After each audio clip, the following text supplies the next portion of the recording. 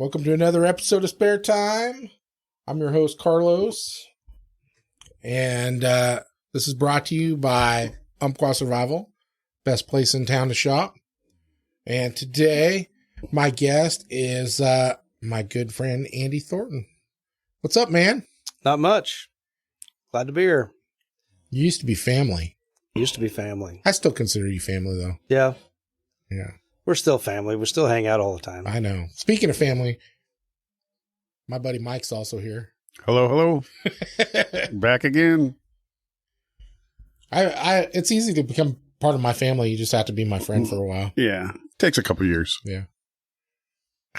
Actually, the meaner I get to you, the more family you are.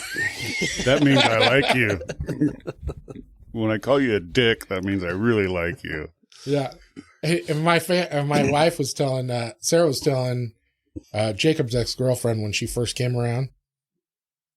She was like, I don't know. I don't think Carlos likes me. Mm-hmm. And Sarah's like, oh, he likes you just fine. He fucks with you all the time. The meaner he is to you, the more he likes you.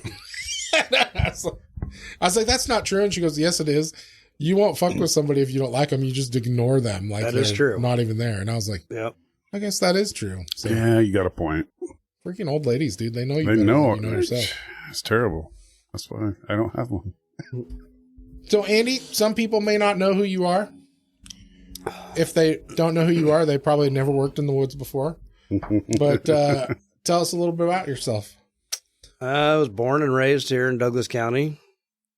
Live on a small farm, ranch. Run Angus cows. We used to run sheep, but the coyotes and neighbors' dogs kind of run us out of that. So we went to cows, and I build logging roads for a living. Work most of the year. Like right now, I got a few months off, kind of nice.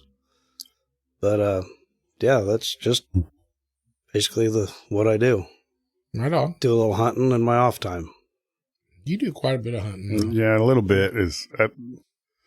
Yeah. Yeah.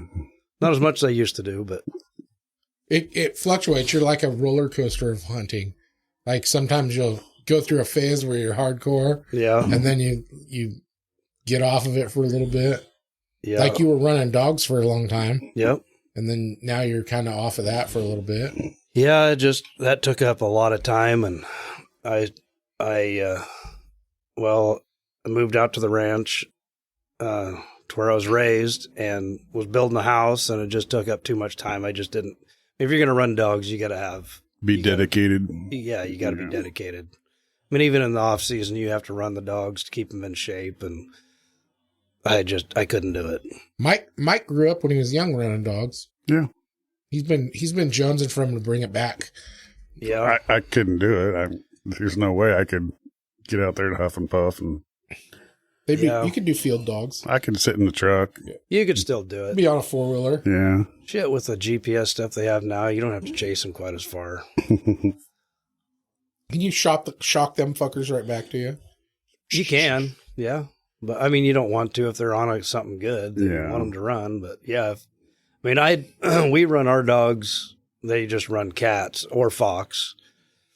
And so if they were on a bear, we'd shock the shit out of them. But if we knew that that's what it was, a lot of times you just don't know. But until ours you get a visual, yeah.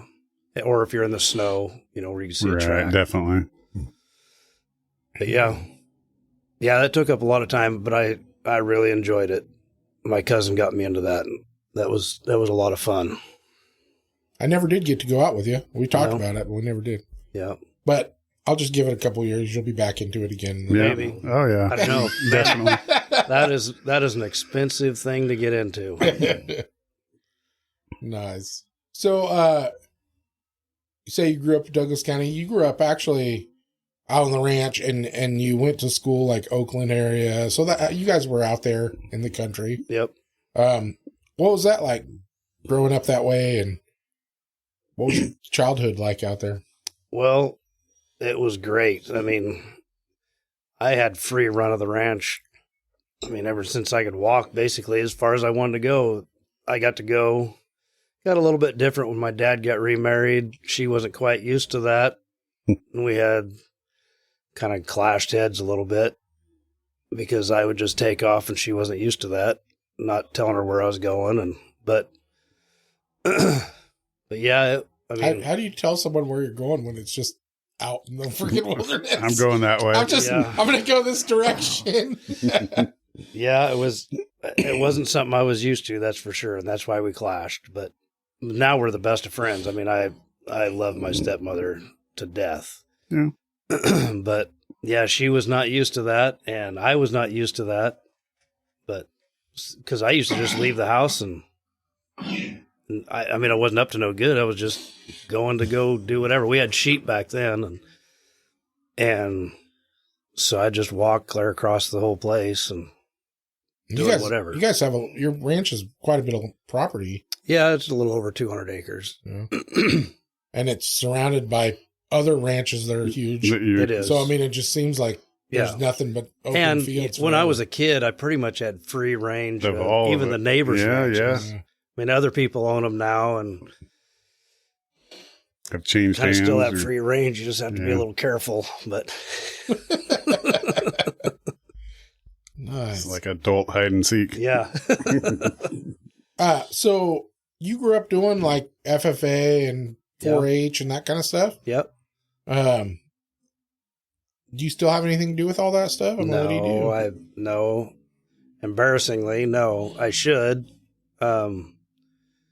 And my nieces, I know your daughter sells animals to people all the time and that kind of stuff. And we sold some steers to kids that want to do it, and we give them a pretty good price, way cheaper than what they're going to get anywhere else.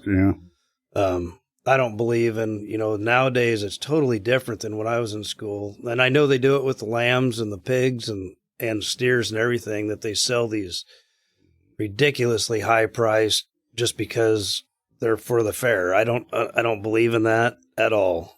I'm totally against that. Yeah, it's not the way it was started, No, and that's not what it was about. Mm-hmm. So I'm all for giving them kids a break.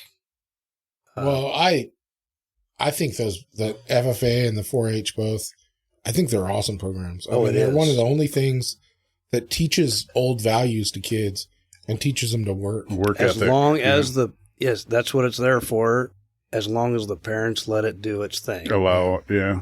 The problem is, in my opinion, this is just my opinion, but the parents get involved in it and they push it too hard, and it just goes south, I think. Yeah, well, there are some parents, some families out there that it's just like with sports. I think they go a little crazy with it. I mean,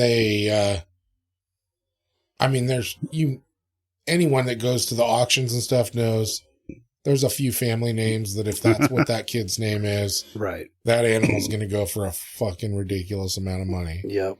And that's a little shitty, but for the kids that are just, I mean, like my kids, they didn't have a lot of money to start with, and right, and they worked with families like yours that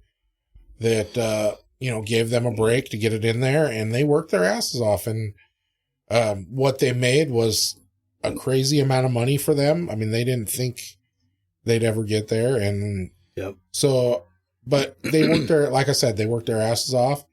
They learn a lot of stuff. I mean, they learn how to talk to people. We made our kids go out and hand out the buyer letters and do their little sales pitch. And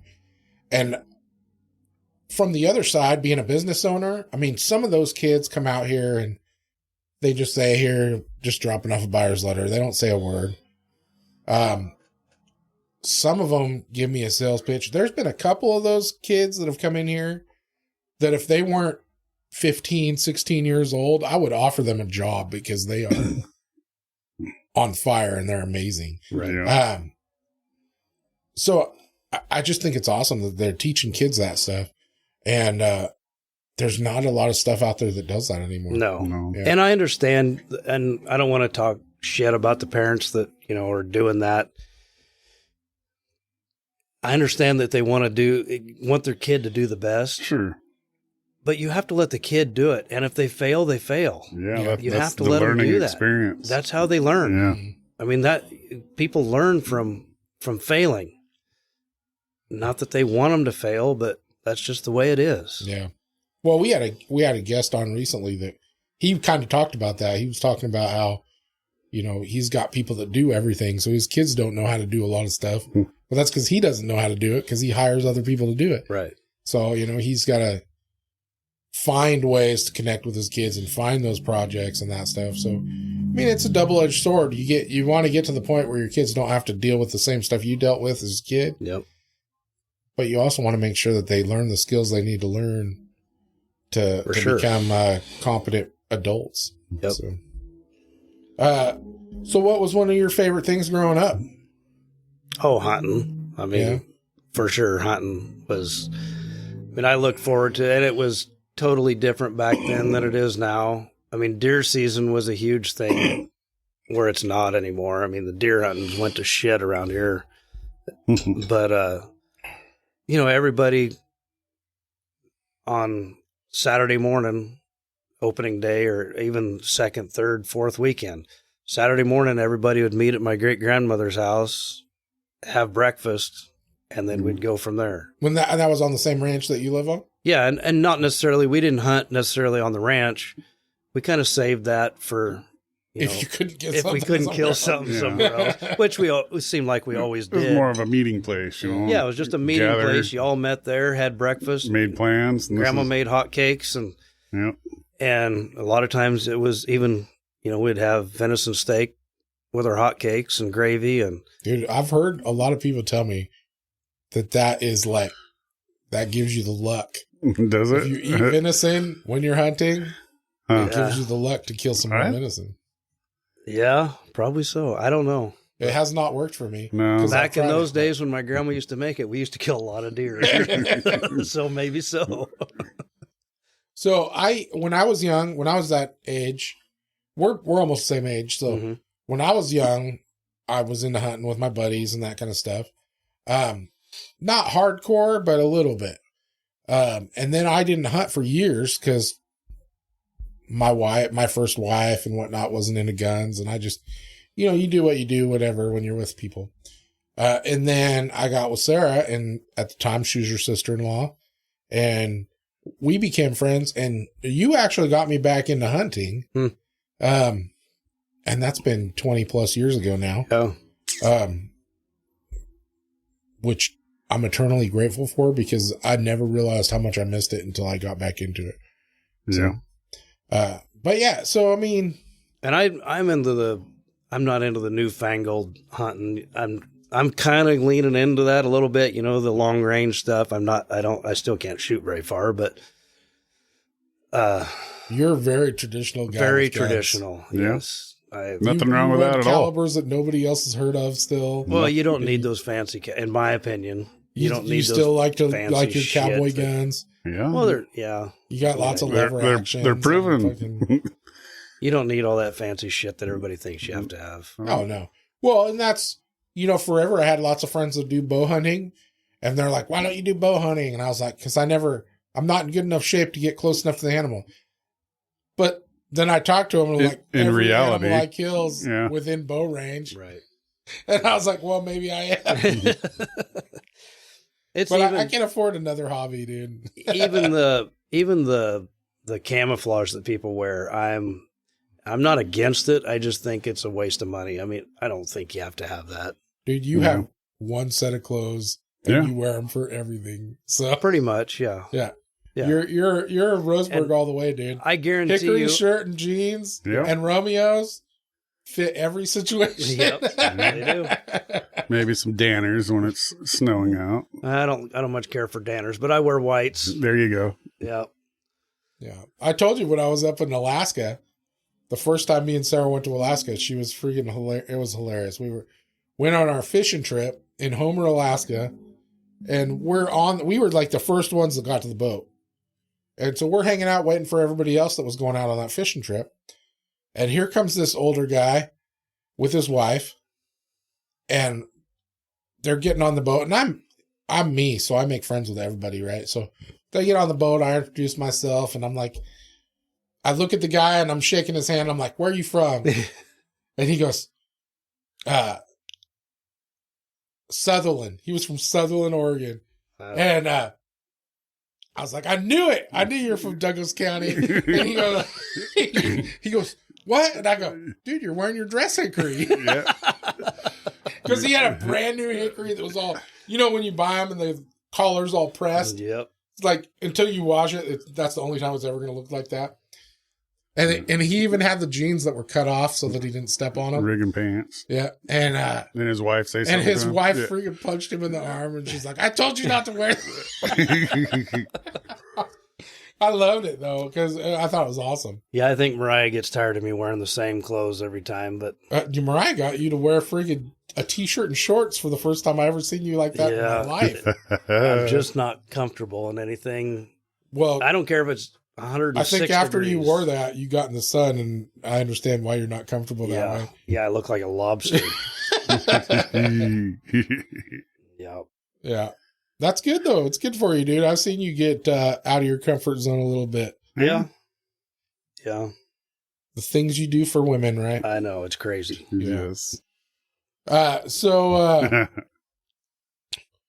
you've been a heavy equipment operator for like your whole life, dude. A lot of it, yeah. Yeah. I mean, I've worked for the same employer for, this February, it'll be 25 years. which is crazy, dude. I mean, that's like your whole life. Yeah. Well, What'd you do right out of high school?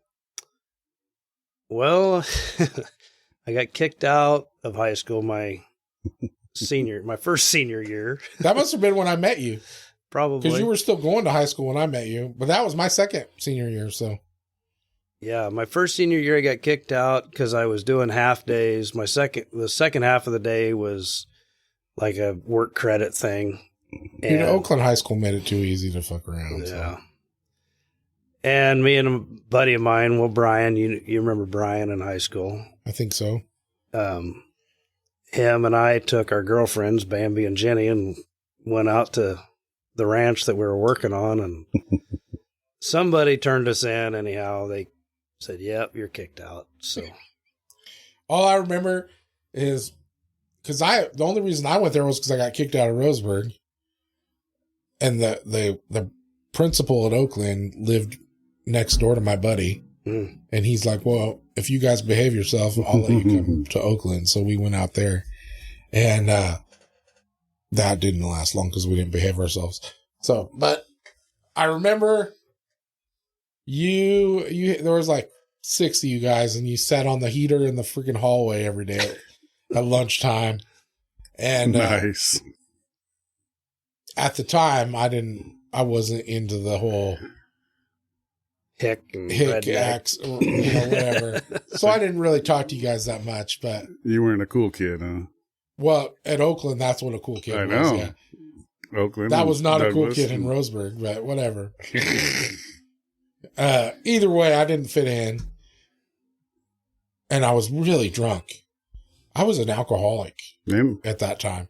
In fact, I bought a bottle of Black Velvet almost every day. That was your senior year? Yeah. Well, it was my second senior year. Second senior year. And I bought a bottle of Black Velvet almost every single day, and I would start drinking it on my way. My buddy Dave would pick me up at my house. You're probably in Roseburg, and then we'd to drive to around. Oakland. And on our drive to Oakland, I had like one of those big, you remember those big comeback cups with the straw? Yeah. Oh, yeah. Yep. I had one of those with freaking Black Velvet. Rum and Coke Pepsi all in day it. long. And that's what I was drinking on my way to school. Oh, God. And Mrs. What the fuck was it? The art teacher, Mrs. Guadalajara or something like that. Well, She was like a Mexican Mrs. I She called her must have been the Guadalajara, new- but I don't think she that was. she wasn't an old lady. No, she was young. She was Okay. kind of hot. Yeah. I remember who she was. I mean, I can't remember her name, but Dude, yeah. she would realize, like, I would get to school because that was my first period was art. We'd go to her class, and if I was too drunk when I got to her class, she wouldn't let me leave. She'd be like, "No, you need to hang out over here for another period." You need to chill out. She was a tall blonde gal, wasn't she? I don't even remember. Yeah. I just remember her name was like Guadalajara. I or never something had like that. her. And then my second period was health. And like half the time I was still drunk at health class, dude. I was horrible. I was a horrible student. So your health teacher, which would have been Mrs. Peterson. She looked like a freaking body lifter, power lifter. Yeah. So do you know who she is? Huh.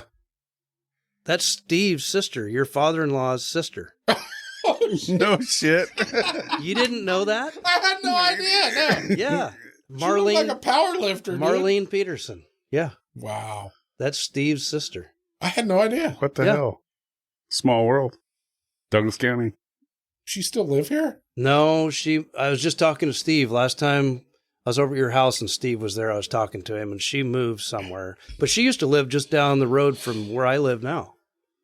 That's where she lived the whole time I was growing up. That's funny shit. Yeah. No, I didn't realize you didn't know that. No. She reminded me that one lesbian comedian. I can't remember her name. That's what she reminded me Yeah, of. she was built like a brick shit house. She looked like a body lifter, like a power lifter. And her daughter, do you remember her daughter, Katie? She was super tall, blonde, I don't think I knew her. and she had calves that were. She was a could runner, kick your huh? ass just with These her are calves. track and field stars. Yeah. Dude. The shot put. Yeah. Anyways, yeah. So that's what I remember you from high school. Huh. So, but yeah, that was fun days, dude. Freaking good old Oakland. Yeah, I went to Oakland my whole life except 1 year, my freshman year, I moved out. Dad and I weren't getting along, and I thought it'd be, the grass is always greener somewhere else. So I went to Douglas, and that was not the ticket. You didn't fit in there, huh? No, I went from a small Oakland school to where there was no drugs to Douglas that was half and half. Where do you think Douglas Terrible. is a big school, dude? That's how small you are. Douglas was huge to me. Yeah. Huge. Huge. Went from probably, graduating class of like 100 people. well, yeah. Well, let me tell you, I did not fit in there. Me and old Dan Withers, we were on a first name basis. That's fucking funny. Yeah, I didn't even go to that school, and I know exactly who you're talking about. That's awesome. Shit, that's freaking awesome. So, how'd you end up going? You got out of high school. How'd you end up going and running equipment and that stuff? I mean, I know you ran tractors and stuff on the farm. I run, farm equipment my whole life, doing hay and stuff. Get you started. And then, I did some construction. Like, I was a carpenter for a while, and there'd be little times you'd have a backhoe sitting there and had to dig out a footing and nobody was around, and I'd just jump on it and figure it out. That I kind of just worked my way in, and then I actually worked for the same guy, Keitel and Luscombe, that I work for now, and I was just a laborer for them, and I worked for him for 2 summers, I think, or 2 seasons, and then Short and angry. Yeah, short and angry. Worked for him for 2 seasons, and then I had woman problems, and anyhow, I either got laid off or fired. I'm not sure which. I think it was more of fired, but he laid me off, and I went to California and put fiber optics in for 3 years. Oh, I didn't even know that. Yeah. Actually, when my daughter was born, right after she was born, I went to California. Had to do something. I mean, I just couldn't find anything around here that would make any kind of money. So I went to California, and that was big money back then. That was a good job. Yeah, it was all trench. right. I mean, it was pretty good. I mean, but at the time, that was like a hot thing. Yeah, yeah, it wasn't a big hourly paying job, but I worked a lot of hours. Just running the spool off of a freaking backhoe. Yeah, I mean, I run a excavator most of the time, digging trenches, and then I run a plow cat quite a bit. Killed a lot of fucking rattlesnakes. But yeah, that was good for me. I got a lot of experience there. And then when I come back, my old boss called me up and wanted me to come drive truck for him, actually. And I didn't have a CDL, and I did not want to drive truck. And so I went and got a book and started studying on it, because that's what I was going to do. I was going to go to work for him driving truck. And I called him up about 3 weeks later and going to tell him that I really did not want to drive truck. And he answered the phone and kind of laughed. He knew what I was going to say, I think. And he says, well, I hired a truck driver. So he goes, I just need you to come, just be a laborer, just run saw for me. And perfect. I'll do that any day besides sitting in a damn dump truck. So I did. And I labored for him for, I don't know, 6-8 months. I don't remember. It might have been longer than that now.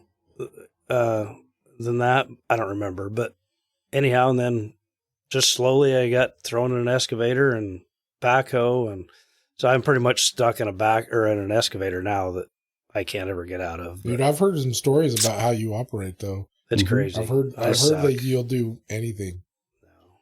No. I've Believe everything. Stories I've heard firsthand stories. Yeah. Of you doing shit that most operators are not willing to even try. Certain somebody walked away from one because he was afraid of heights. Yeah. Oh God. Yeah. We all heard that story. Oh yeah. But when you run them for that long, I mean, it kind of becomes a part of you, and you know what it can and can't do. Exactly. And I know nothing beats experience. Well, you're the one that got my son. Yeah. You're the one that got Jacob. Yeah, he's a natural. He doesn't. You got him started on it, and man, he loves it. That's all he wants to do. And he's the same way. He does not want to sit in a truck. I don't blame him. He wants to run a piece of equipment. He'd rather sit at home than. I mean, there's people that's what they love to do, and more power to them. Nothing against them. I just can't do it. Well, he's trying to start his own thing, and he's accepted the fact that to make the business work, he's going to have to sit in a truck a little bit. But. A truck. Being in the construction business, you learn that trucks are a necessary evil. You have to have trucks just to keep the equipment busy. Yeah, sure. So you have to have Makes total sense. But no, you were definitely his role model on that. That's for sure. So. He's a good kid. Yeah, I hope he does I know he will. He'll do really well. Well, he gets. Well, when he's on a job, he gets offered 50 million other jobs. Yeah. So I mean, he must know what he's doing. Yep. So I can't tell. I'm not an expert. I don't know how to operate that stuff. So I'm learning. Have you ever gone to that? You should go to that World of Concrete in Vegas one of these times.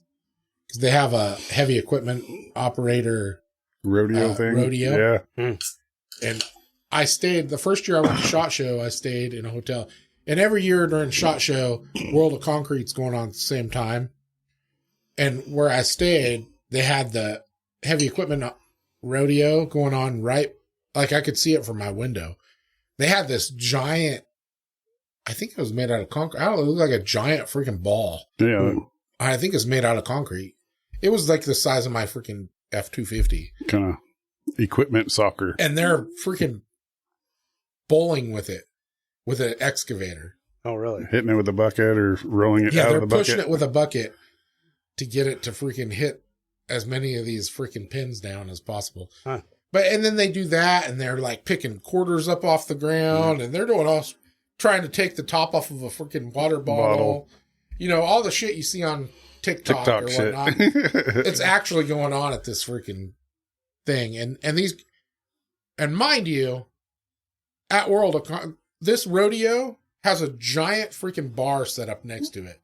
So, I mean, these guys are hammered. Drunk excavator operators. These guys are hammered in freaking Vegas operating these excavators. Watch what I can do. I think we should make a trip out of it. So you should check it out one of these times. I mean, it's pretty neat.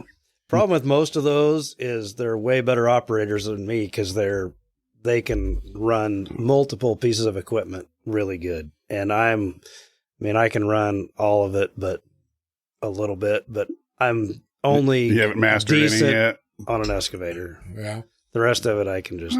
I think we came upon you up in the woods. You were pushing with a cat one time up on.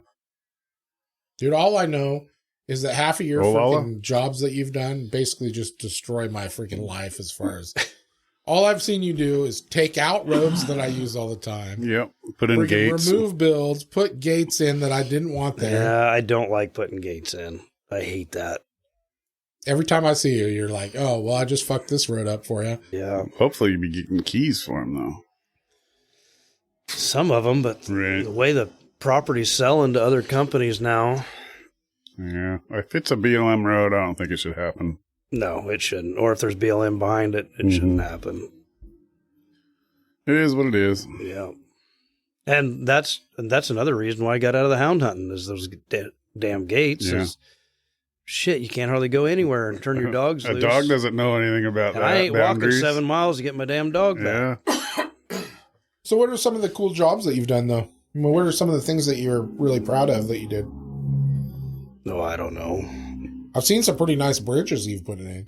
We used to put in a lot of bridges. When Plum Creek was around, we used to do a lot of bridges. And a lot of them turned out really nice. And we work for Roseburg Lumber mainly now, and we do a lot of bridges for them, but not as many as we did for Plum Creek. Seemed like Plum Creek, just in that coastal area, they just seemed like everywhere they wanted to build a road seemed like there was a creek to cross, and you had to put a bridge. But what's that? The Waterfall Road. We were just on that yesterday. Yeah. Off the Wagon Road. Yeah, it goes back up to Lost Weaver. Creek. The one that ties into the top of Weaver to the bridge on the far west side of Coos Bay Wagon Road. Yeah, it's the last I call it the Camaswell Creek. Oh, okay. It's got about 6 bridges on it. Yeah. And a million waterfalls. Camas Creek, or That's what I call it. yeah, I think that is Camas Creek. There was a boulder. And we went through there and Blocking there. brushed that. Yeah. They've got In it blocked 6 now. months, it is blocked now. Yeah. So the very last bridge where it turns to nice gravel to go back up to Weaver, Yeah. they've got a berm. there's a tree across the bridge. Like at the end of the bridge, there's a tree, and then they put a concrete barrier in front of the tree. Oh, that must have been a Weyerhaeuser thing. Which we drove all the way through to there. For years. And I've drove all the way from the other side. On the other side, there was a big boulder in the road that Jeeps could go around it easily, but Carlos's truck would never go around Dude, it. I could run it. No. My truck thinks it's Jeep. You got to have a spotter. But yeah, that was a fun road. I know you did the bridges on that one. Yep. Yeah, we redid it. We didn't initially put those in, but we rebuilt all those long time. That was a long time. Originally, take them out. There's freaking squatters up and down that road now. Yeah. Oh, really? Yeah. When I was a kid, I remember that being actual logs cut where the bridges. Yeah. Yeah, when we replaced those, the log Old button growth. up there, that's what it was setting on, was old cedar logs. And there were several crossings like that I remember on the Wagon Road or Dead Horse or whatever, Tie Road. Yep. Yeah, all those old loggers. Mm-hmm. It was amazing what they did back in the day with just a cat. I mean, they didn't use excavators back then. That's what my grandpa did. Splitting the old growth with a wedge on the blade. Yep. Yeah, my grandpa was a cat skinner, and he drove a tank in World War II. So I guess that just transferred naturally to running a cat when he got back Probably here. so, yeah. And I've heard stories from people where that was back before OSHA and any of that kind of stuff. So I've heard stories from people that are like telling me that my grandpa would just jump in a cat and drive straight up a hill. It's like, what are you talking about? I got to dangle down this. No way. Yeah. He just go. They're like, he had the balls of steel, dude. It was crazy. Well, if you go up in the hills now and you look at a unit that they fell 4 or 5 years ago. Oh, yeah, those old cat roads. You're and like, how you the just fuck look, they get up there? it's crazy. They're everywhere, just switchbacks. And those weren't, I mean, they weren't just lollygagging around, just driving a cat up, and they were hauling logs, or dragging logs up those. Yeah, that's crazy.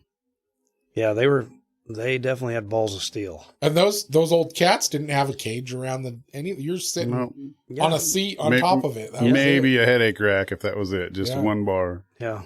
Yeah, they were. Can you imagine that? They built people different back then. Well, I mean, we've talked about that before. I mean, everything was different back then. I mean, you look at old guns. I mean, you're a traditional gun guy. They're steel butt plates. A fucking the steel butt plate. The gun weighs 12 pounds. Freaking. Yeah. I mean, and those guys walked around all day long with that shit. And now Free people complain shooting. if their gun weighs more than 6 pounds, Right. Yeah. 32-inch barrel, octagon barrel. Yeah. Free arm it. But you take those old octagon barrel Winchesters and throw one up. It is balanced so good. Yeah. it's way better than the new stuff. Well, they're super accurate too. And super accurate. I mean, comparatively, I mean, if you're going to shoot, you know, under 100 yards, they're super accurate. I like them. Yeah. And they're doing nothing but gaining value. I was going to say the resale is. Well, it's hard to find some of that stuff now. It is. Well, they're easy to find if you have money. Dave had me look at your website. We're going through and looking at the lever guns, and he's like, well, how come there's no Marlins on there? You don't have any Marlins pictured on your... Oh, it's because there's none in stock. It's not available. Yeah. There's none available right now. Yeah. My website just shows what's available at the moment. And then he about shit himself when he seen the original Winchester 98 or 94 30-30. Yeah. Model 94, yeah. 94. He's like, holy shit. You know, it was crazy. About 10 years ago, I decided I've always wanted a 223 and a Remington Model 700. Mm-hmm.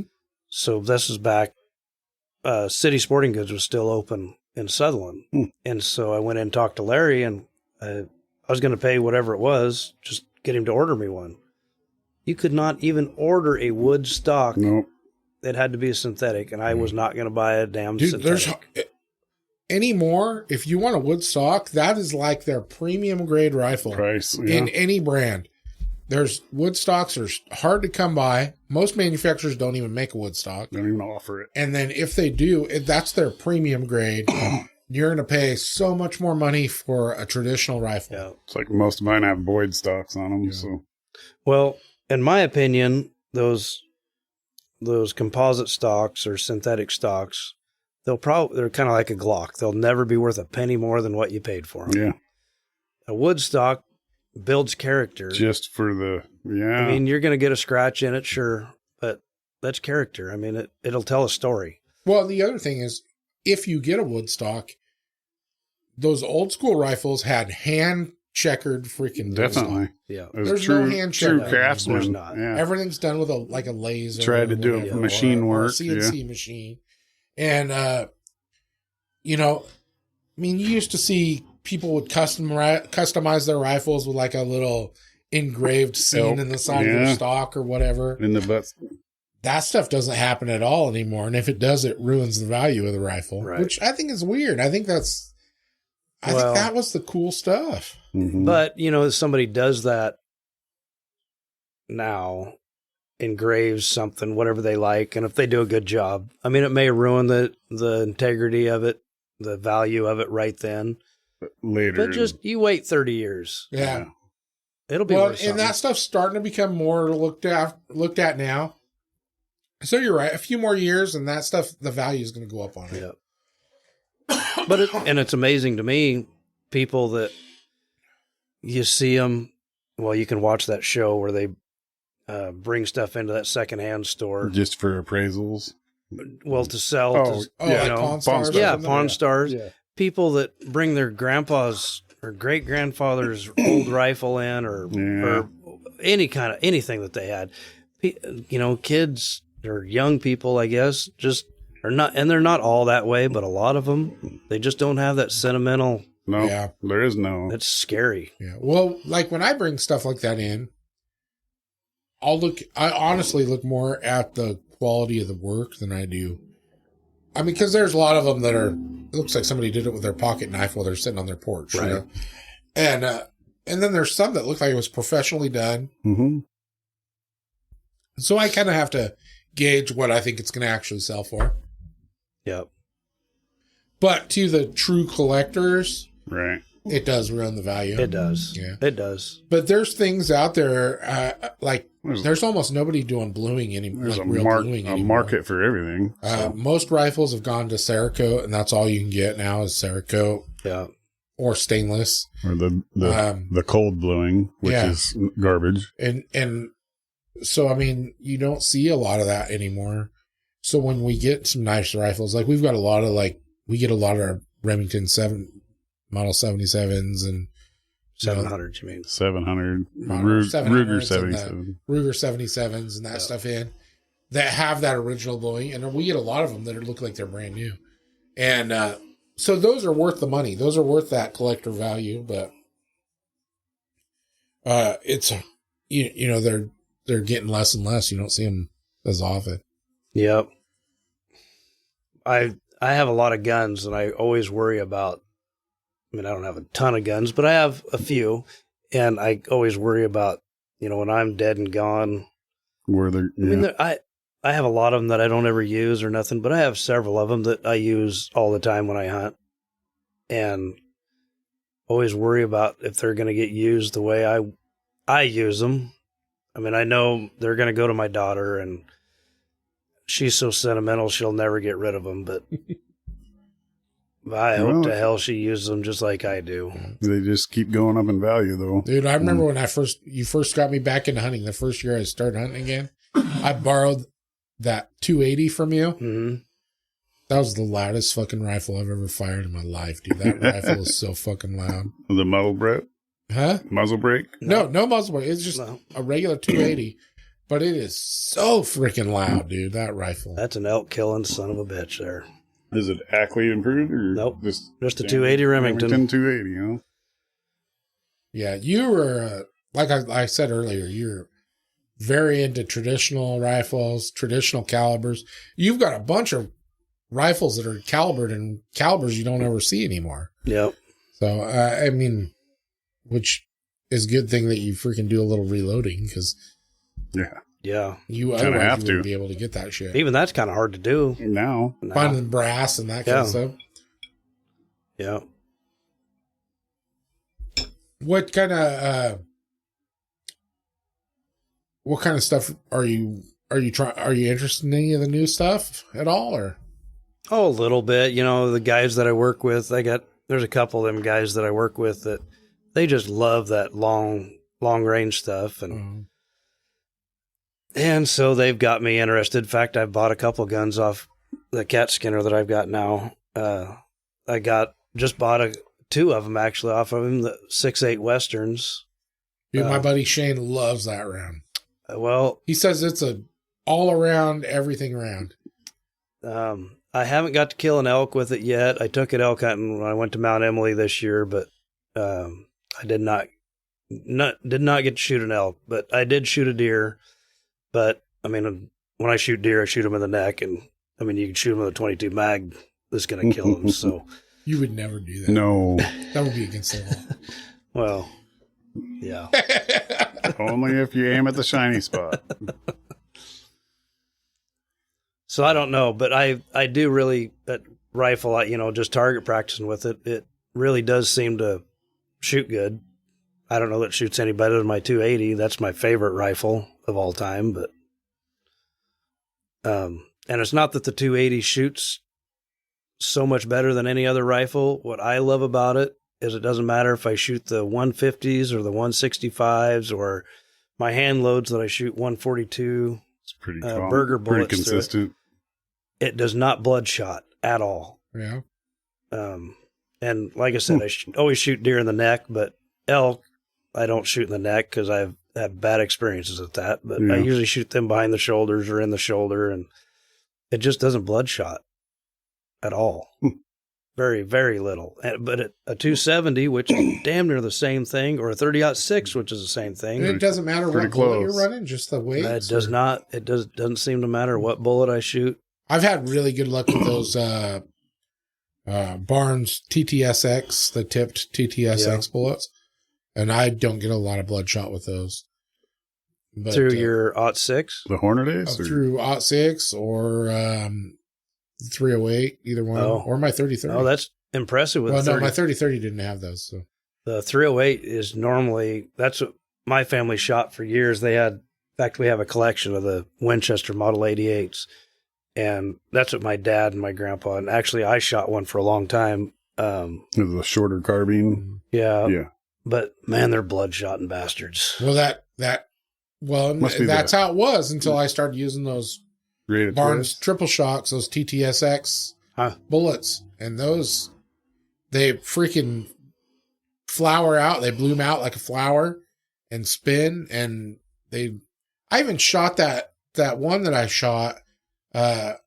Mike and I were out, and I shot when it would not turn. It was staring straight at me, so I had to shoot it right in the chest, right in the white spot. And it freaking that bullet. I pulled that bullet out of its spine, right between the freaking backstrap, and the backstrap was perfectly fine. Yeah. Didn't bother it at all. That's good. So I've been impressed with those every time. So I'm an old school. I mean, I was raised on those freaking Corlocks, the Corlocks, Remington, and you know they bloodshot with some things. My 280 they don't, but you know, I even bought a shitload of them through just the bullets through. I can't think of the name of that. Anyhow, I think I bought 500 bullets. Just the Remington Corlock bullets to reload, just because I mean, you find them, they're perfectly mushroomed every time. Yeah. And that's, I've got a lot of traditional old school hunters that's all they'll run is Corlocks. And they don't want to reload. They just want to buy the boxes of Remington Corlock bullets or ammo. And that's all they'll run. That's all they hunt with. And they're happy with that. I personally have had a lot of bloodshot with Corlocks, but I guess everybody, it's also about where you shoot it and what you're shooting with. And I've had a lot of bloodshot with them too. If you're shooting a 0.6 or a 30-30 or even my 270, it's just the 280. I don't know what it is about it. Probably rate of twist. I don't know. Mm-hmm. And maybe I've just been super lucky in the last 30 years, but that's what I've shot for the last 30 years, the 280. I'm going to pause for 1 second. All right, we're back. Man, it sucks being old and you got to pee too much. So when you're dog hunting, what was the caliber you packed with you when you were running through the brush? 22 mag. And a pistol or a rifle? Rifle. Yeah. I sold you a 22 mag rifle. Yep. And then we had a 22 Hornet rifle. The Hornets, yeah. Dude, we've got a 22 Hornet in Ruger 77 right now. In the store. That's an old one, huh? I think it's kind of spendy. I think it's like $1,400. Oh yeah, that's too much. It's a spendy bitch, but it's nice. It looks like it's brand new. Yeah. I remember Gibb always had me and Jake pack that. It was I don't even remember what brand it was, but it was a 218B, and fed through the stock, through the back of the stock. Yep. That's where the magazine was. And yeah, I sold you one of those Howa mini bolts, didn't I? Yep. Yeah. Yeah, 22 Magnum is, I mean, that's a good round. Yeah. I like 17. Yeah. I to this day, I still don't own one. They're about the same range as a Magnum. I use the 17 when we go over to Klamath and for the rats. Your cousin's ranch. Yeah.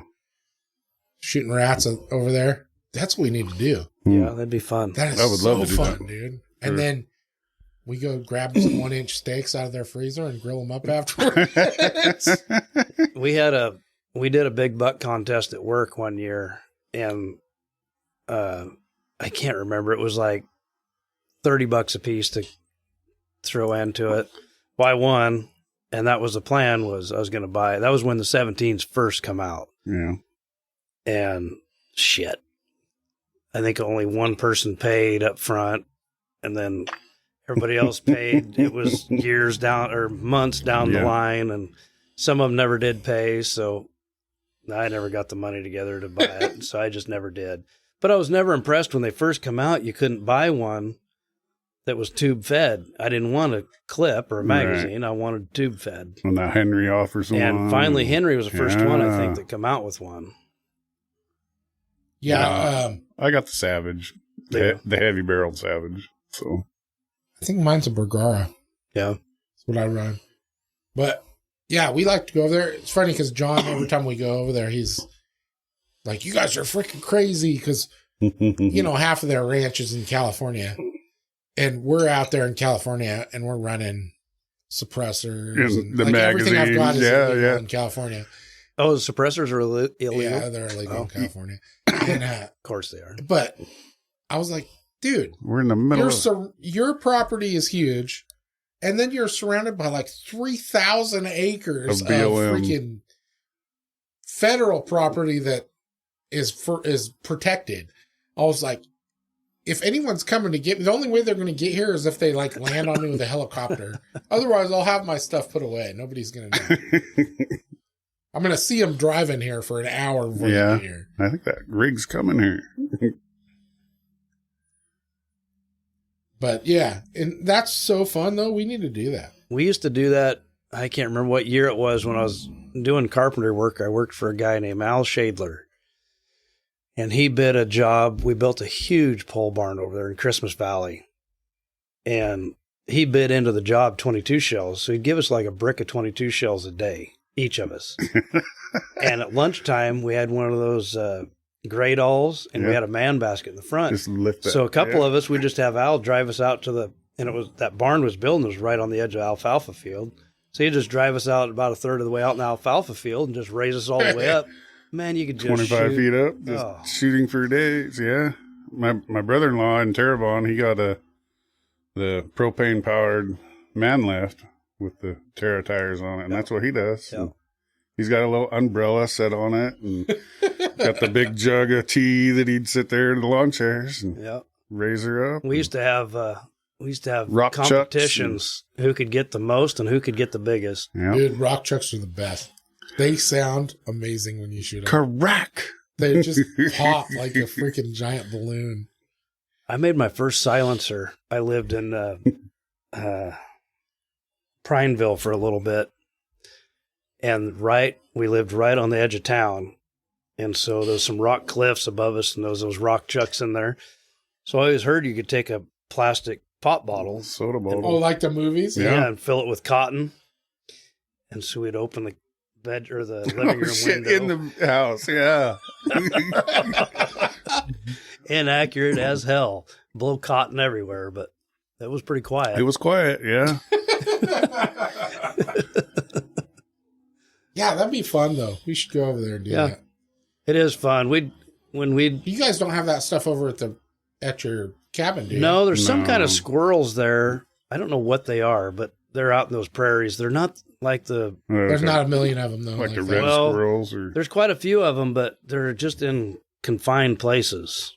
So it's not like over there in Christmas Valley or over there where Fort John's Rock. at. Dude, I just love, you go on those ranches, you get around those pivots or whatever, and I mean, you can sit there for an hour shooting at the same spot. Yeah. And then when it starts getting to where you're not pulling your trigger every 5 seconds, you just move 100 feet. And then the next it's hole. like it starts all over. Yep. And then back, when I was younger, when I was building that barn over there, you could shoot squirrels all day, and then you could shoot rabbits all night. The rabbits, yeah. Christmas Valley used to be the place for rabbits, dude. Those jackrabbits, it looked like the ground was moving. Yep. Yeah. It was almost like they were kind of attracted to your headlights, but then once they've seen danger, the whole thing would just move with them. Yeah. Pretty it was crazy. Fun. And I don't know what I haven't been over there in 30 years, but to talk to those ranchers, but man, they used to be like, they'd want you to come shoot the shit. I'm sure there's enough dipshits go over there. Talking to John, I mean, it really does help them out. Yeah. Because he said that those, all those freaking, we call them freaking rats or freaking squeaks or whatever they call them. The sage rats. But he said they attract in the coyotes and all the predators, the badgers. And he said if a badger gets in there and digs a hole, it'll break 2 or 3 cows' legs before they freaking or get haying it. equipment or yeah. So I mean, it helps them out a lot. Yep. So I mean, people think that we're just out there slaughtering animals, but they're a nuisance. They're a nuisance animal. They're varmints. Yeah, definitely. But yeah, it's fun as hell. Mm-hmm. And you don't have to. Dude, I sit there. We put up a pop up, and I sit there in a freaking chair with my freaking rifle on a tripod, drinking whiskey, just pulling the trigger as fast as I can. Yep. And my favorite thing to do though is to try and figure out which one that my buddy's aiming at and whack and shoot it before he gets it. Yeah. And then since we started getting into suppressors and stuff, you make no noise whatsoever. we're having a regular conversation, just like we're having right now. No hearing protection. And no hearing protection. And you don't even notice when people are shooting, dude. It's freaking amazing. Yeah. Yeah, it is fun. That's the way to do it. And as long as people are respectful of those ranchers, not shooting towards any houses or their pipe. Making sure they're not hitting any of the irrigation pipe. Irrigation, Well, I know out there at freaking John's, you're not... I mean, you'd have to try and shoot something you weren't supposed to shoot because there's nothing out there. There's some of those places in Christmas Valley, though. I mean, you had to be a little bit careful. Some people are dumb, though. I got some friends. They found a place. It's over closer to Christmas Valley. And they have these cabins that are out on their property. Like Silver Lake. You rent the cabin. You can go right out. They've got every cabin has like a little patio, covered patio with a barbecue grill. And you can go, and they all come, I think they all come with a brick of 22 or 17. That's right past the Connolly's. And anyways, you go out there, you can shoot right off your patio while you're barbecuing. So you don't even have to go anywhere. You're just camped at your freaking little spot. And then you shoot right out your back door. And perfect. Yeah. Which we've never been there, but they were telling me about it. It sounded pretty amazing to me. I want to go over there. I wanted to take Mariah over there and go to that cowboy dinner tree. I've never been to that. Dude, let's do it. That's a good spot. I've never been there either. Oh, you haven't? No. Good food. All I hear is stories. I've been over there several times, but never been to that. Yeah, well, let's do it for sure this year. Sarah told me that we have to come over to your cabin anyway, so. Yeah. Where's your cabin at? Oh, out of Granite. Not too far out of Baker. Yeah. We can do it on our way over there. Well, yeah, that's kind of the long way around, but. On the way back, maybe. Yeah. Whatever, dude. We'll figure it out. You know Sarah, she don't mind driving. No, Sarah does not mind driving. Or riding. Either way, she don't mind as long as we're in the car. I don't know about riding. She's got to be in control. She turned the keys over to me when we were out this shit. Day before yesterday. Good. I think Sarah would. There's so much history over there. Yeah, where my dad's cabin amazing. is. She would. Well, she's been all around there. She just hasn't been there. Well, her and Mariah went right to it. They Yeah. if they could have got another 2 miles, but the snow was just bad enough they couldn't quite get to it when they went to Idaho. Yeah, she's been all over there. Yeah, and her and Jacob went over there to Sumter. Yeah. The dredge is. That's not very far from there. Yeah, I haven't spent a lot of time over there, so I'd like to get checked out anyways. It's cool. You go over there. They have at Sumter. They have a big. It's like a flea market thing, garage sale, citywide garage sale. But they do it 4th of July, Memorial Day, Labor Day, and I think there's one other holiday they do it. But I mean, it's huge. You can't hardly find a place to park in town. It's pretty crazy. Sumter's like 4 blocks, dude. That's not saying a lot. But it takes you all day to walk through all that. Yeah, I bet. One of my younger cousins from Aberdeen, Montesano, Washington, he married a lady that was in the EMT. She took a job. Of all places, it was Harney County, and so they moved all the way out there. They made it one winter. And they're like, nope, we're leaving. We're not staying here. That's a pretty brutal place in the wintertime. Yeah. Yeah, we've went over there to the cabin, even, spring break when we was in school, and you can't, they plow the county road, Sure. but it's probably, 250 yards that you turn off the county road and go up another gravel road and then turn in our driveway. And that's a lot of work to plow snow or to shovel snow just to be able to get in there. Yeah, if you don't have any type of equipment. We probably shoveled 250 yards of snow to get out of a campsite one time. That was because you were stoked. You were trying to kill us. I was not. You were trying to kill us. You guys, I swear to God. Shane is the most level-headed person ever. I slid sideways a little bit. And he said, these two guys decided they were going to shovel out they shoveled out like the whole rest of the I just want to get the fuck out of the truck. I didn't go. I was just going to ride on it and get out of there. I didn't give a shit. These guys get scared. I just get angry. I don't like playing in the snow. I hate the snow, dude. I fucking hate it. I've had to work in it enough, putting chains on. I bet. Yeah. Throwing. I don't give two shits to go up and play in the snow. Nope. Not for me. Yeah, I just don't like it. No. It's wet. We were It's watching cold. that stupid TV show at your house, and you just kind of looked at each other. That doesn't look fun at all. What show was that? The dog mushing. Oh, yeah. No, that's stupid. That just looks miserable. Why would you want to do that? Yeah, no.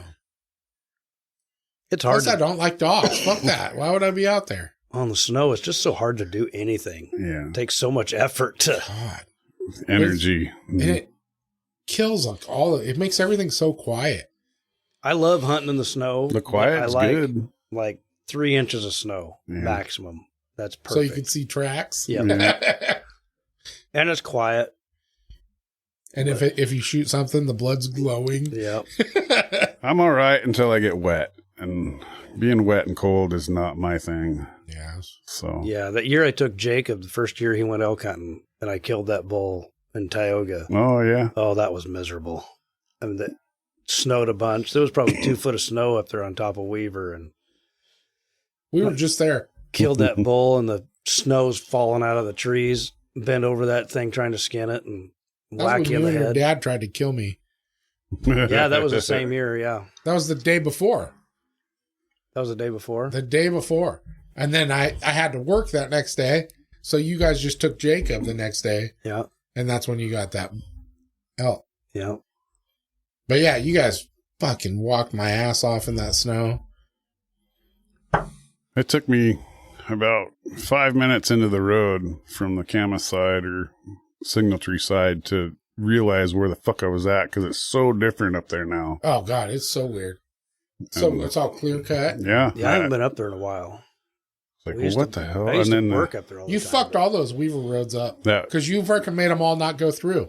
They all used to be loops. Well, you can't blame it on me. It was you. the, You did it. I the Louse did the Creek work. Road goes Yeah. from Louse Creek to, there's 2 ways to get to Weaver now on it. Mm.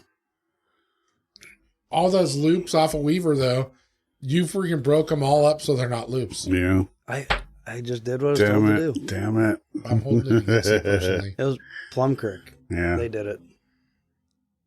And some of those, like we dropped down in that 9.5 mile road. You get down to the bottom, it doesn't look the same at all. Nothing at all. Yeah, there's like that pond's gone. That's the one that everything goes to the beaver ponds. Yeah, well, They're that gone. pond is gone. There's nothing there. It's just all really? overgrown now. Oh, I mean, it might be marshy once you get into those trees, but I think that's the road I killed that bull on. it is. You killed it on the other side, though. But, yeah, it's so weird now. And then up at the top is all clear cut. Yeah. Or Which, 10 trees years about from this now, it'll tall. all be different. But Yeah.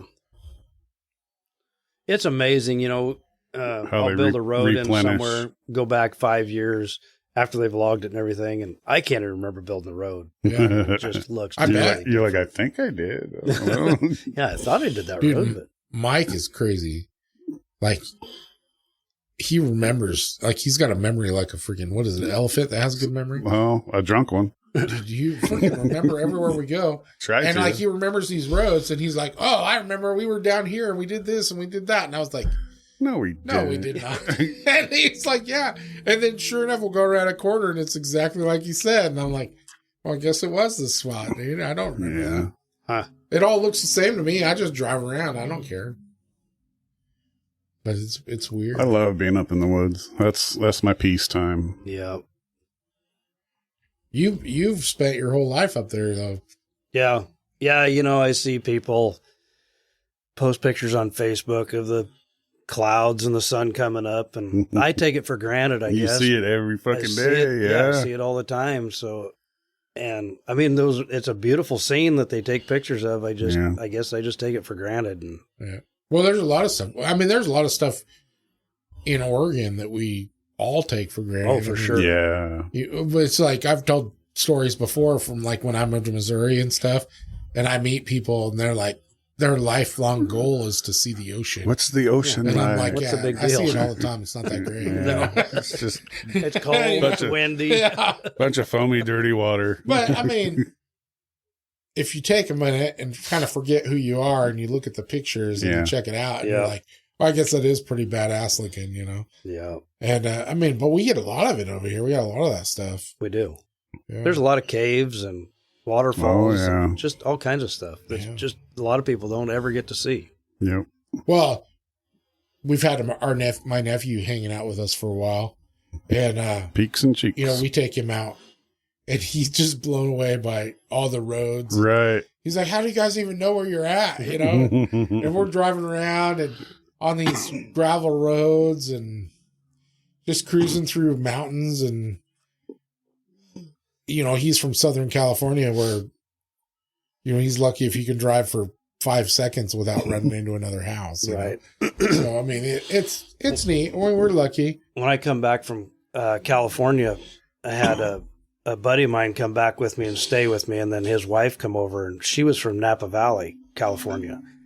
And I took her up. She was talking about, you know, telling me about how they had everything in Oregon is logged, you know, and they log too much. No and trees. Like, what the fuck are you talking about? Fucking shame. I said, let's go. I said, I'll take you guys up. I said, you like to shoot clay pigeons? Well, she didn't even know what that was. So I said, well, I said, do you like to shoot a shotgun? She goes, oh yeah, that's kind of fun. I said, okay. So we loaded everything up, and I think I went up at a Tyee somewhere, and I went purposely somewhere where, you know, we could drive for a couple hours and not see a unit one. Yeah. And she was just amazed. Where are all these trees? Well, that was our buddy Shane.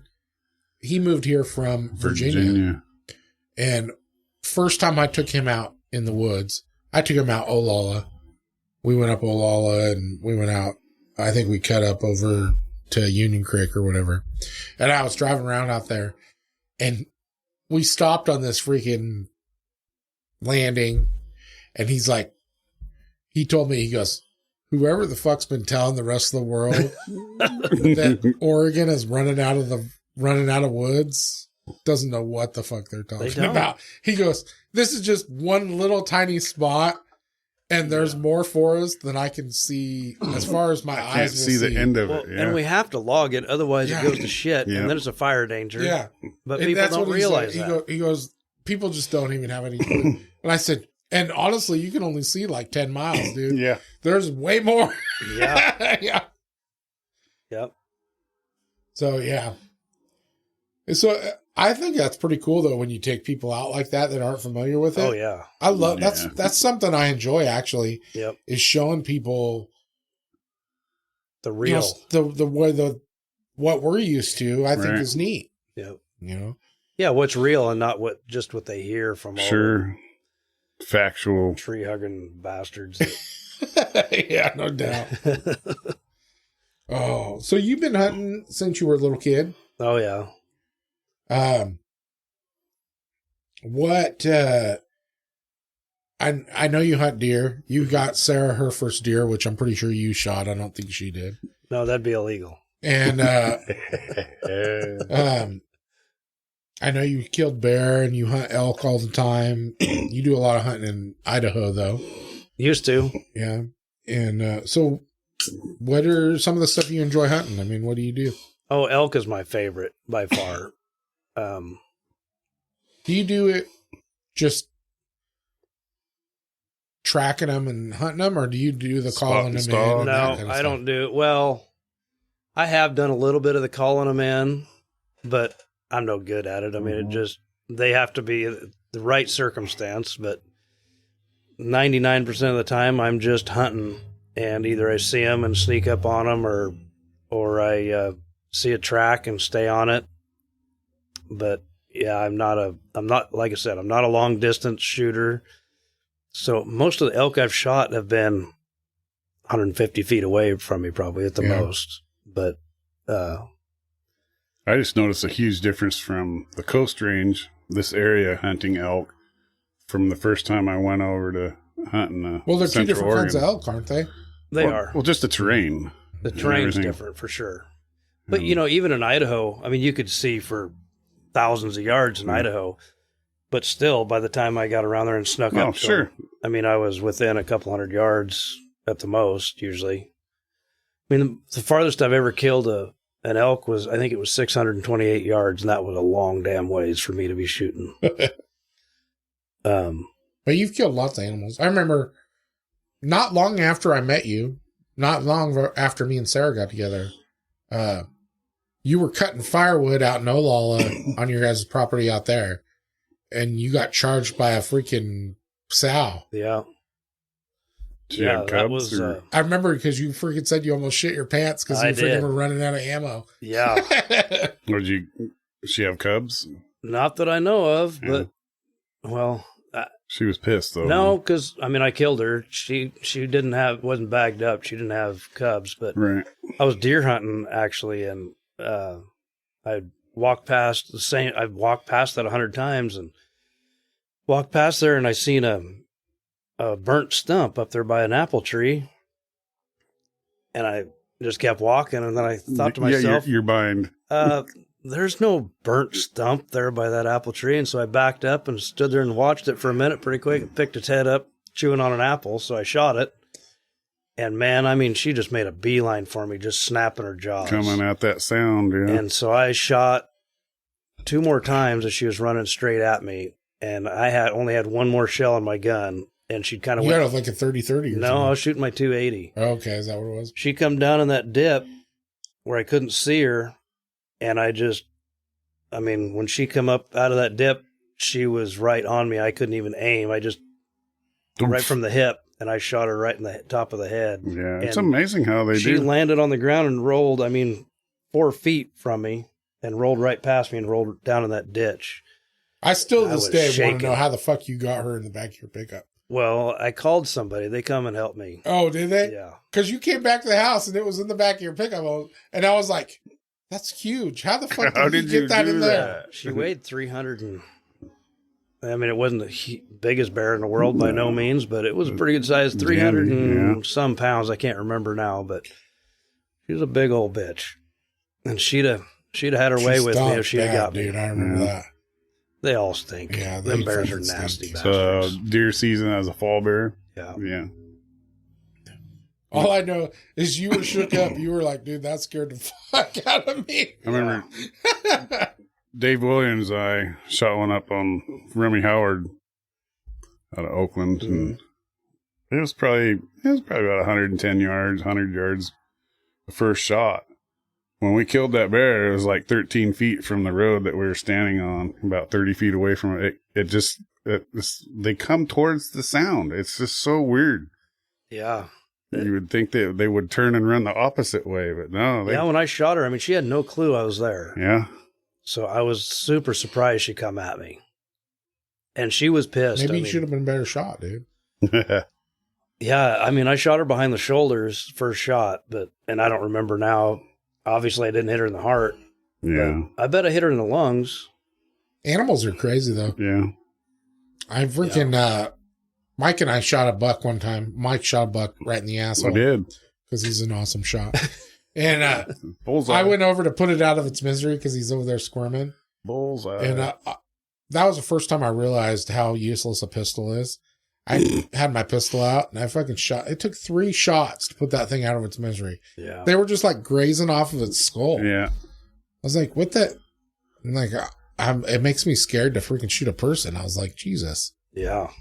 Well, first, when it's not like the movies. We were hound hunting and hunting for the Fish and Wildlife for cougars.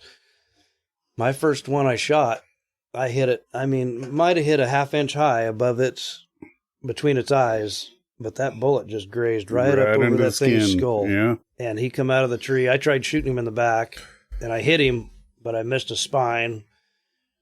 And we had a young dog that was gun shy, and so she wouldn't come to us, so she was tied up, and I was like, oh man, she's going to get tore up by that lion. But so we started looking for it, and it didn't go very far, but we walked probably 20 yards, and I just happened to see something underneath a little real bushy tree there.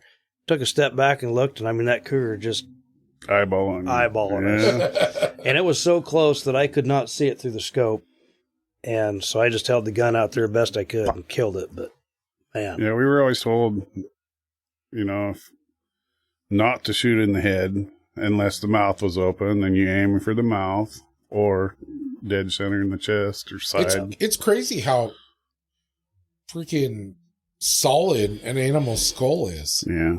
I mean, it's like a fucking helmet, dude. I mean, that shit's hard. Pretty thick. Yeah. But I'll tell you, you shoot a cat in the heart and lungs, they're pussies. Dude, so Mike and I have talked about this a lot. What's your take on these freaking like mountain man shows where they just chase lions? Yeah, that's bullshit. 20 miles off these people's property and then let them go. I think that... Are they full of shit? I think that as soon as the camera shuts off, they go back and kill that cat. That's what Mike says. I know they do. Because that's bullshit. They don't fucking scare them off the property. No, that cat, you're not going to scare him off. No, he'd come right back. Yeah. Yep. He'd be like, no, there's fucking babies over there. The only thing they learn is to hear the sound of a dog and they get defensive and try to circle out of it. Yep. They're just making good television out of it. Definitely. Yeah, it's not doing any good to do what they're portraying that they're doing, I don't think. No. But it makes good TV, I guess, and it keeps the liberals happy. Yeah. Have you ate mountain lion? I have. Is it good? It is super I've heard good stories. Yep. I didn't mind. You know, out of all of them that we killed, I've had some I shitty never ones, ate too. any, but my buddy, the cat skinner, he killed one during deer season. Damn near jumped over his shoulder. He killed 2 of them, actually, two years in a row that way. Just got super lucky. Anyhow, I told him, save me some backstrap. I wanted to try it. And it's every bit as good as good deer venison, steak. yeah. I mean, I would have to make it so that it looked like Marfar chicken. I have had some just for the kitty. I fried it just like I do deer steak, just but I've had dredged it in flour. I've had shitty taste in deer. I've had shitty taste in bear. It's all on how you cook it and how you prepare it. Yep. And, I've had so many people tell me they don't like deer. yeah. They like elk, but they don't like deer. I don't know how you could possibly say that. It's like fooling your kids, and cooking and then tell them what they just ate. Yeah. Like, Well, that's what? When I was growing up, one of my favorite things was donut meat, which I found out when I got older was deer heart. Had no idea. Oh, because it had the hole in it. Yeah. Well, that's what my mom called it, was donut meat, so that we would eat it. Sure. And to this day, I fucking love deer heart. Like, I'll freaking save it every time. Slice it. Yeah, it's good. It's I usually save it. Dad and I love it, so we usually cook it for breakfast. Yeah. The only thing I never got a taste for was liver. I don't really. It's got that iron taste to it. I guess I'll eat it. I used to love it when I was a kid, and then I know Mom cooked it one time, and I did not like it, and I was probably 8, 9 years old, and I have not tried it since, so I don't know if I'd like it or not. I've had it several times, and I'll eat it, but I don't care for it. It's always got that kind of iron taste to it. If you put it in like a breakfast scramble and stuff like that, I'm sure it'd be it's fine, actually pretty damn good. But that organ meat's always the best for you. Yeah. Right? So if you can eat it, it's the best thing you can eat. So. Well, I don't think heart's actually good for you, is it? I don't think it's good for me. I think it's high in cholesterol. I think I love it. Uh-huh. It's not like you're going to get enough of it. I mean, from a deer or an elk, or a bear, or that's something probably like that. the most lean. I mean, I can't believe it's bad for you. Yeah, I maybe a beef heart or something is probably bad for you, but yeah, I don't think it's bad for you because it tastes so good. That's the shit you put. That's like people trying to say that whiskey's bad for you. I know. It's definitely not. They're full of it. No. They don't know. I mean, George Burns lived for fucking ever. Cigar and a whiskey. Yeah, cigar and whiskey, that keeps you alive. So, you spent a lot of time hunting in Idaho. I did. What's that like? I know in Idaho, what part you of started Idaho? having to deal with wolves a while ago. Yeah, when we didn't have to deal with them too bad when we were first there, but then they got pretty bad. So are they sanctioned or they sanctuary animal like they are here in Oregon? You could buy a tag for them. I don't think you could when we first started hunting there, but after that, I don't know, the first 5 years or so, then you could buy a tag. So and it was cheap. It was like $25 for a wolf tag. So it's frowned upon to shoot them like a coyote then. Yeah. Somebody I know told me that what you do is you gut shoot them So that they run away and die somewhere else. I think I heard that. I don't know who told you that, but I heard that. Probably against the law, but that's what I heard. Yeah. Yeah. Well, what's it like hunting over there? What's the land like? Well, I've only hunted in that one spot. And Which is where? I'm not going to say where. Is it Well, lower? what unit is it? I mean, where's is it the northern Idaho? Or? McCall. Okay. Because I think that's the same area where Cameron and his wife hunt. Yeah. Yeah. Okay. Pretty close. I think Travis. Because I think he said that McCall's where they go to town at. Yeah. Dowdy's live there. I think they moved there. I think northern. What's the? Is it steep or what is it like over there? Terrible steep. Yeah. Like, but it's not a lot different than the Coast Range over here. There's just not as many trees on it. Yeah. But I mean, those hills are stacked up about as steep as you can stack dirt. Lots of rock outcrops and. There was places. My brother will hate me telling this story, but. Why did he pussy out like a bitch? Yeah, he kind of pussied out.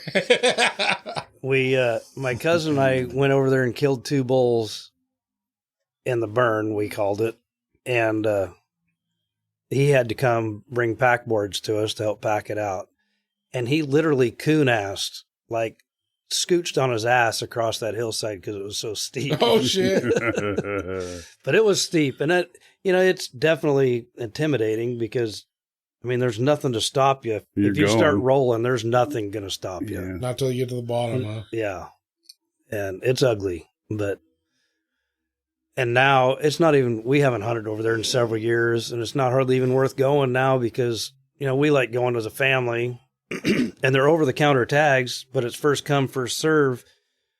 And the way I understand it now is you have to be online or in line at a place in Idaho to buy them, and they sell out in like 15 minutes. Yeah.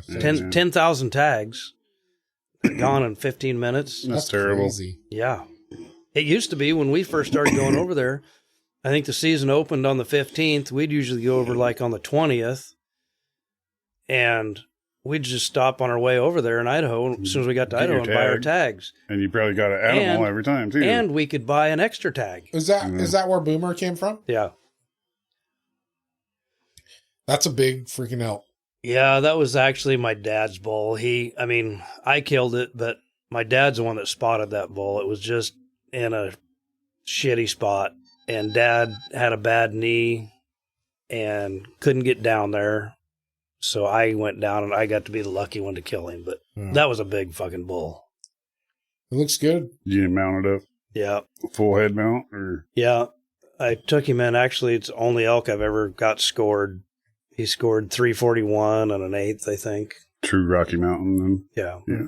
7 on one side and 8 on the other. God damn. He's an old one. He's a fucking monster.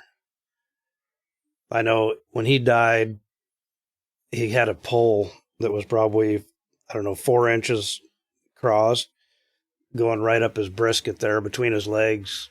And I couldn't, that was before I knew how to, that was before anybody that I'd ever heard of talk about the gutless method or anything. And just trying to get him moved, just to get him gutted.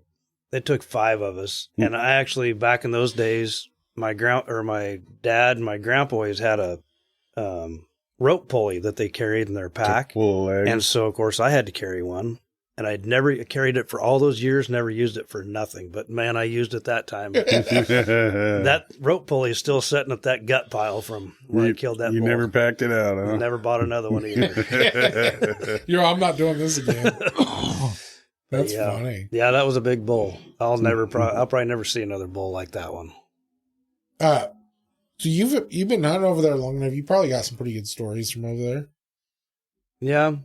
I know you had an emergency situation over there with your dad. Yeah. My dad had it was my cousin and I, and my cousin took his son, which he was only about 9 years old, I think, then. And I took my daughter, and she was 11 probably at the time.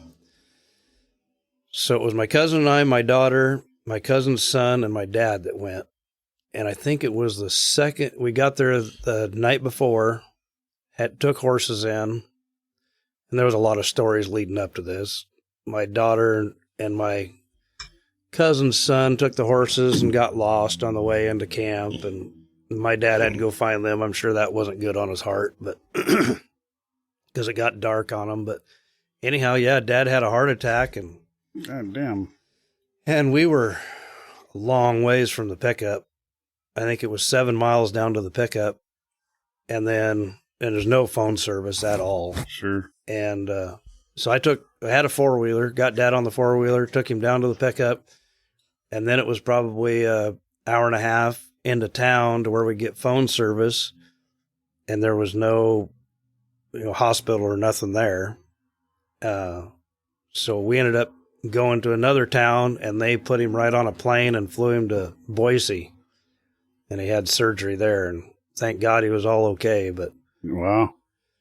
Of course, and meanwhile, the kids were by themselves. Yeah, my cousin and the 2 kids were still at camp with no phone service to let them know that everything was okay. And I stayed the night with Dad at the hospital, and my brother come over, and my stepmom and my sister, and stayed with my dad. And I went back to elk camp, and we hunted for 2 or 3 days more, and it just wasn't the same, Oh, I'm sure. Yeah. So, dude, I can't imagine. That probably took every bit of energy that you had out of you. Yeah. It just freaking deflated you like a balloon. Yeah. Yeah. And when I got back there, I went hunting and went into some of my favorite spots. There was several bulls I could have killed, but thankfully I was smart enough that, well, shit, if I kill that, yeah, we got to bring the kids in here with us to get them out. More time, yeah. It wasn't safe, and that'd be we'd already been through enough. So we just loaded up camp and headed home. But yeah, I think we hunted over there for 19. That was Taya's first time hunting, wasn't it? Out there. That was her. Yeah, that was her first year. I think you told me that was her first time going over there. Traumatized her, dude. Yeah, she had a blast though. She went with me a couple times in there, and she got to see some elk, and yeah, she's got some good stories that she'll never forget. She's a character. I might have to get her on here one of these times. Oh, she could tell you some stories. You'd never get a word in edgewise, though. I know she likes to talk. She does. She's about to have a kid any day. Another kid. Another kid. Wow. Because you're fucking old, dude. Yeah, I know. That's what happens. I'm ahead of you, though. Yeah. It's only you're going to be your second. I'm ahead of both of you, so I'm winning. You got like 27 grandkids. I did, man. I took that word serious when they said procreate. You put the pro in procreate. I did. So, what are some of your favorite hunts that you've done, dude? I mean, what are some of the things that some of the coolest stories you got? And then after that, what are some of the things you'd really like to do in the future? Some of your bucket list things. Well, the favorite thing about hunting to me is family. And it's always been a family thing for us. I've never had a group of friends. It's like the time spent. Yeah, I've never had a group of friends that I went hunting with. It's always been family. It's been a family thing since I was little. And that's what I cherish the most. That eventually there's going to be someday my dad's not going to get to go. And that's just going to kill me because, he's been there the whole time. Well, you're super close with your dad anyway. I am. And my granddad, it was hard enough when my grandpa couldn't go. But, Joe and my brother and I and my cousin Rory, we're all close, and we'll still hunt together, but it just won't be the same.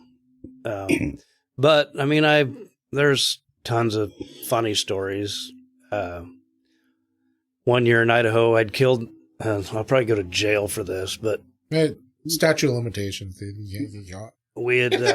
I had killed my bull, so I went in and I was going to run some elk or find some elk and run them up to the guys that hadn't killed them. Well, I found a bull, but I could not get him to go up the hill, and I chased him, and my brother-in-law was across the canyon. I wish he had it on film, but he didn't have a video camera.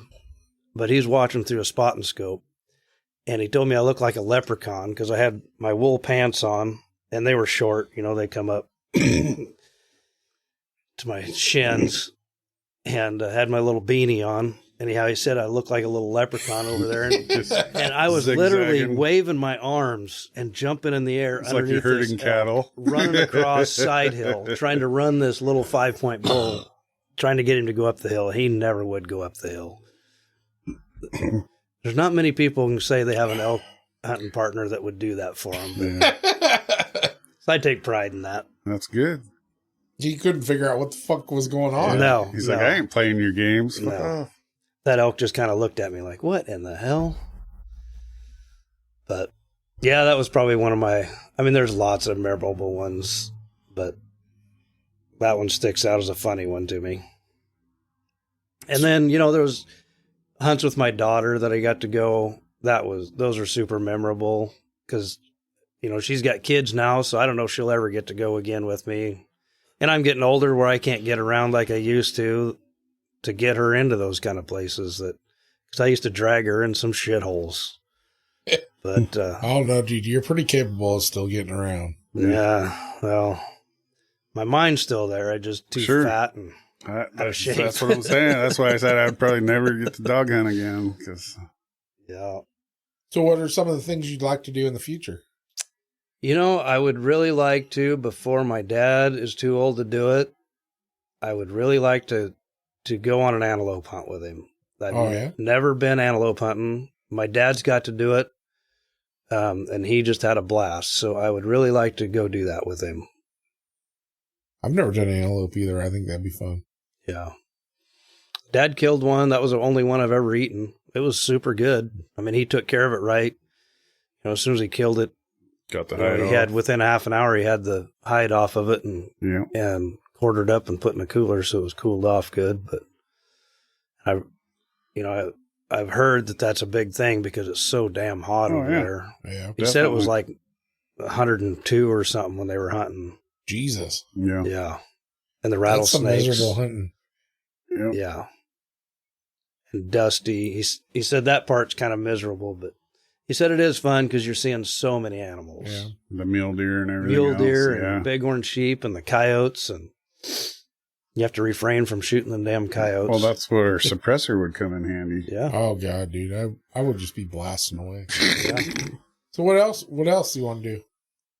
Oh, I'd like to go on I'm too old now, too fat and out of shape, but I'd like to go bighorn sheep. I never really wanted to do it before when I was younger, but now that I'm older, I'd kind of like to do it but you know. Is that still once in a lifetime for I think Oregon? that's still a For once in a Oregon, lifetime. yeah, it's once in a lifetime. Yeah. And the other thing I'd like to do is I'd like to go to Alaska and hunt moose. And that's always been on my bucket list since I was a young kid. But, you know, now I don't even care if I go kill one. I would just like to go Just the hunt experience one. of I don't doing want to it. go with a camera and just take pictures. I want to be hunting them. Sure. But if that makes any sense, I No, don't. it does. I just Yeah. don't care if I kill one. Well, I think that's I think anybody that's really into hunting, that's the part that's the best, is being the out camaraderie in the wilderness of the whole and the thing. experience. I mean, of for the you, it's family. trip. I mean, for us, it's family, but we're friends, and Like we just sometimes, consider each other family. And It's I a- mean, that's the best part of it, though. It's what do you call that? De-stressing for your, it's you know, the time you that just, you're hanging out at camp and laughing. sometimes I don't even and- care if we get yeah. out of the pickup. Sometimes right. it's just a whole drive over there and out and or just sitting there glassing a unit, and Yeah. you're just having stupid conversations and laughing. And, making fun of Carlos because he has to stop every half mile yeah. or half hour, I guess. Yeah. Yeah, it's everybody. I wish everybody could enjoy hunt. Well, I don't, because I don't want that many people out hunting. Yeah. Yeah, it's a double-edged sword But there. Yeah, I mean, everybody should. It's hard to experience explain that. it to somebody that's never done it. exactly. You can't. You're not going to explain No. it to where they understand it unless they've done it. And there's some people that do it that don't enjoy it because they can't. Yeah. They just can't accept what it is. To calm down and just enjoy the Yeah. being there. But I love it. And Yeah. I don't care how fat and out of shape I am. I'll pay somebody to do all the work. I'm going to kill a fucking giant ass moose in Alaska, dude. Yeah. That's one of the things I want. I want to do a big bear. Big grizzly. brown, whatever. Fuck that. I want a grizzly, dude. If it can't kill me, it's not worth killing.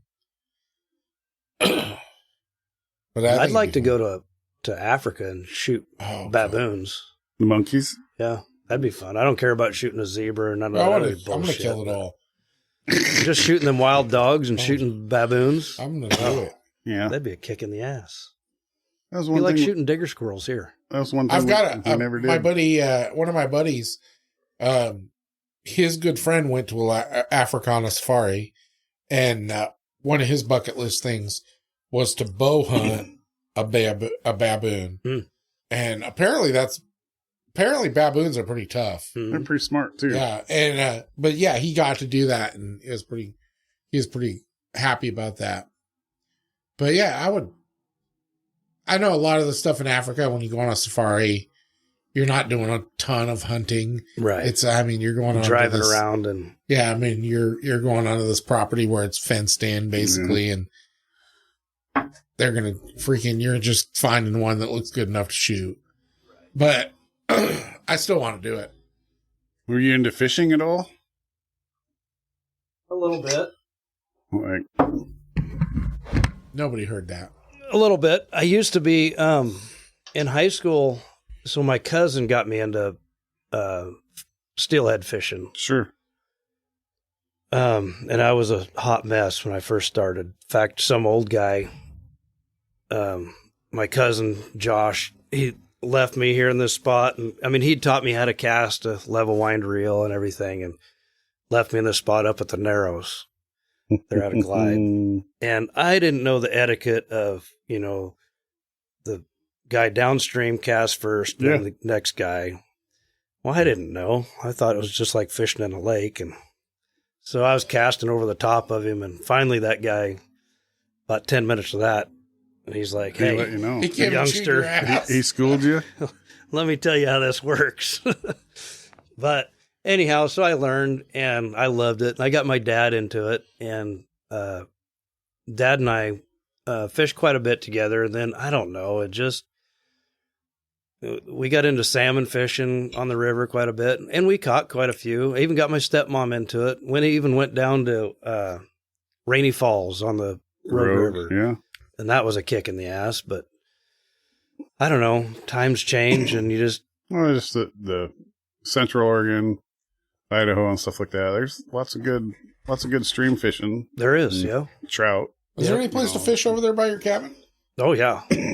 Yeah, you don't catch nothing real big, but those little streams are fun. And then there's a lake, Olive Lake up there that have kokanee, and they have just regular trout, Just like Lamola. And we have a boat there we can take out. Dude, let's plan that for this year. Huh? Let's plan that for this year. Yeah. Yeah, that'd be fun. Yeah. Weekend. I know, dude. Sarah's been hounding me for it for like 4 or 5 years now. So yeah, it'd be fun. Mm-hmm. The only thing with that lake, you have to go. Has to be pretty much summertime, late spring or summer, because that lake's pretty high. It gets snowed in. It's you can't iced over. Get to it. Yeah. Maybe we'll take an extra day to get there. We'll go part way. We'll do the freaking cowboy dinner tree. Yep. Stay the night, and then we'll head the rest of the way the next day. Yeah. That'd be fun. It's probably, I don't know, 5 hours from. That's what I'm saying. Silver Lake. Yeah. Yeah, that's what I'm saying. It's 8 hours from here. So this way we're not trying to freaking just kill ourselves. Because I know that I'm going to drink too much along the way. So you'll be the passenger? Yeah. Well, no, I'll probably be driving, but Sarah will probably drink more than me. So do you go off 31 when you go over there, Highway 31, or do you go all the way down there? I don't know the highway. We go through John Day, and we go up through Eugene. Yeah. And go that way. That's the fastest by far. But yeah, we'll plan that for this year. Yeah, that'll be fun. Yep. And that lake's fun to fish. We could probably call some coyotes in over there. Yeah, I've tried around here. I may just suck, but I haven't had much luck. I've called a few coyotes in around here. Yeah. But over there, if you can see them, there's some prairies over there, that are, I don't know, a mile long. You can see them out there, and the wind's not blowing too hard where they can hear it. You can turn that thing up, and they'll just come dead run like a damn magnet. And you just wait for them to get right to you and blast them. Yeah, that'd be fun. I love it. Yeah, maybe we'll do some fishing and everything. Yeah. Just being outside. That's the cool part. Yeah, I don't get over there enough. Dad likes to go over there. Dad's retired. He still doesn't get over there as much as he'd like to.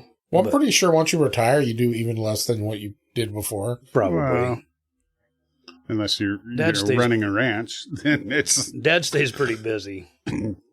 Well, that's what he stays busy on the ranch. He does. Yeah. And he stays busy on other stuff. People get him into meetings and stuff. He's always got some kind of a meeting he's got to go to. But well, so your family, I mean, your dad was the head of DFPA forever. Yeah. And then you got law enforcement family. And so, I mean, your family's involved in a lot of stuff. Yeah. Yeah. So. Yeah, I haven't contributed much to the community, but I got family that has, so I don't feel too guilty. You don't like to talk to nobody, so I can't figure. It took me forever to get you on this fucking podcast, dude. Yeah. Well, nobody wants to hear the I would say you're probably one of shit. the most nervous guests I ever had.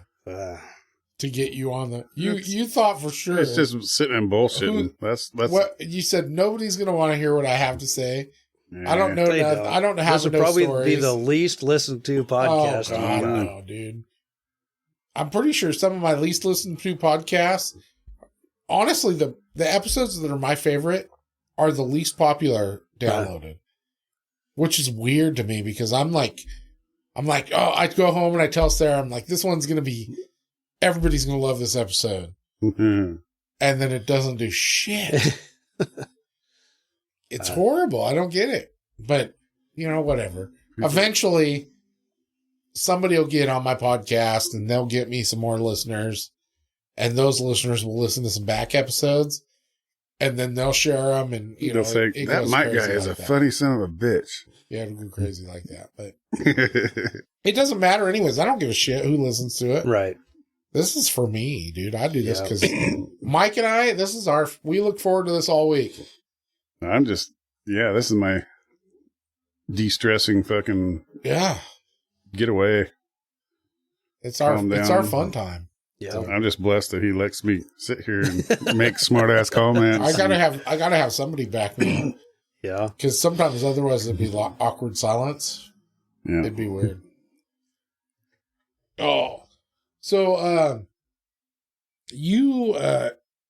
I'm assuming it's because of the way you grew up on ranch, but you have lots of homesteading skills. Like you do a ton of stuff. Just the knowledge. Like when I was growing up from your grandparents, there was a lot of stuff that it was probably really sexist, but when I was growing up, it was like, these are women's jobs and these are guys' jobs. Like, my grandpa and uncle and all those guys, they killed animals and they hung them up in the shed. And then they sat out there and drank beer and freaking hung out in the shed. They would debone an animal and let the women they'd carry the meat inside and set it on the dining room table. And that was the end of their job. Yeah. And the women took care of processing it and packaging it and doing all that. They did all the cooking. They did all that stuff. But you know all that stuff. I mean, you know how to process an animal. You do lots of canning. You do. Yeah, you smoke meats. We've always, everybody's always been involved in the cutting up process of the animals. I mean, we've never taken them. Well, I shouldn't say never, but it's a family. 99% of the time, we don't take it to a processor. We do our own. There was some years when we come back from Idaho and we'd have 7 elk. And everybody's tired. And definitely. Just we'd throw that in there and just fucking brag a little bit. Well, I'm just saying that nobody wants to cut that. 7 elk up. That's just too many. I would love to cut 1 elk up. Yeah. So, but for the most part, I mean, everybody was involved from my grandpa to, the grandkids, little kids, even if they just had a steak knife. Sure. Helping wrap or it was whatever. more of a family event. Fucking animal with a steak knife, they would get kicked the fuck off that table, dude. You got to give the kids, you got to keep the kids entertained. You give them a plastic knife so it's not fucking shit up. No. Well, you just give them a piece of stew meat or something to trim the fat off of. Okay, I see you. But you got to keep them entertained so they're wanting to do it, so that they want to learn, so that they're going to take your place someday. I mean, you have to keep them interested. Sure. And then as far as the canning kind of stuff, my grandpa didn't do a lot of canning. I don't remember my dad ever doing any canning until the last 10 years or so. But, even my grandpa, my great grandma and my grandma always used to do it. And my mom, sure. My grandpa started helping when my grandma got older. And I guess I was probably at that pivotal age where I guess I thought, well, okay, I'm helping I'll help out. Do that too. I'm learning, yeah. Well, I'm pretty sure you taught Ange, my sister-in-law. Yep. And she taught me. And so now, and then what's funny is I have so many people, even hunters, people that have been hunting their whole life, who when they ask me my favorite venison, I tell them it's canned venison. And they're like, you can can it? I don't know how many people I've shown how to do it. It's crazy. And it's super simple. And it's amazing. And it never turns out bad. No. But just, the farm life and stuff like that, which is totally, I don't want to say a dying, generation or whatever. It's just the knowledge of farm life. Right. Everything from building fences, mending fences, there's just a whole. There's not a lot of people anymore that are learning that. You make something last, instead of I'd go buy new, Right. Well, I know anytime I need anything done and I want some help, I freaking call you because you always seem to, if you don't know exactly how to do it, right, you got at least an idea of how to do it. Like building your fence around your house for the, We all learned about that freaking foam stuff, though. That was pretty cool. Yeah. I did that. So you did that on those fence posts. So my dad, we got him a flagpole for Father's Day, I think it was. And I used that. I think I did 2 bags of it around that flagpole. It didn't work. No? I mean, it worked. The foam did great. But the ground got wet enough. To where it was moving in there. Yeah.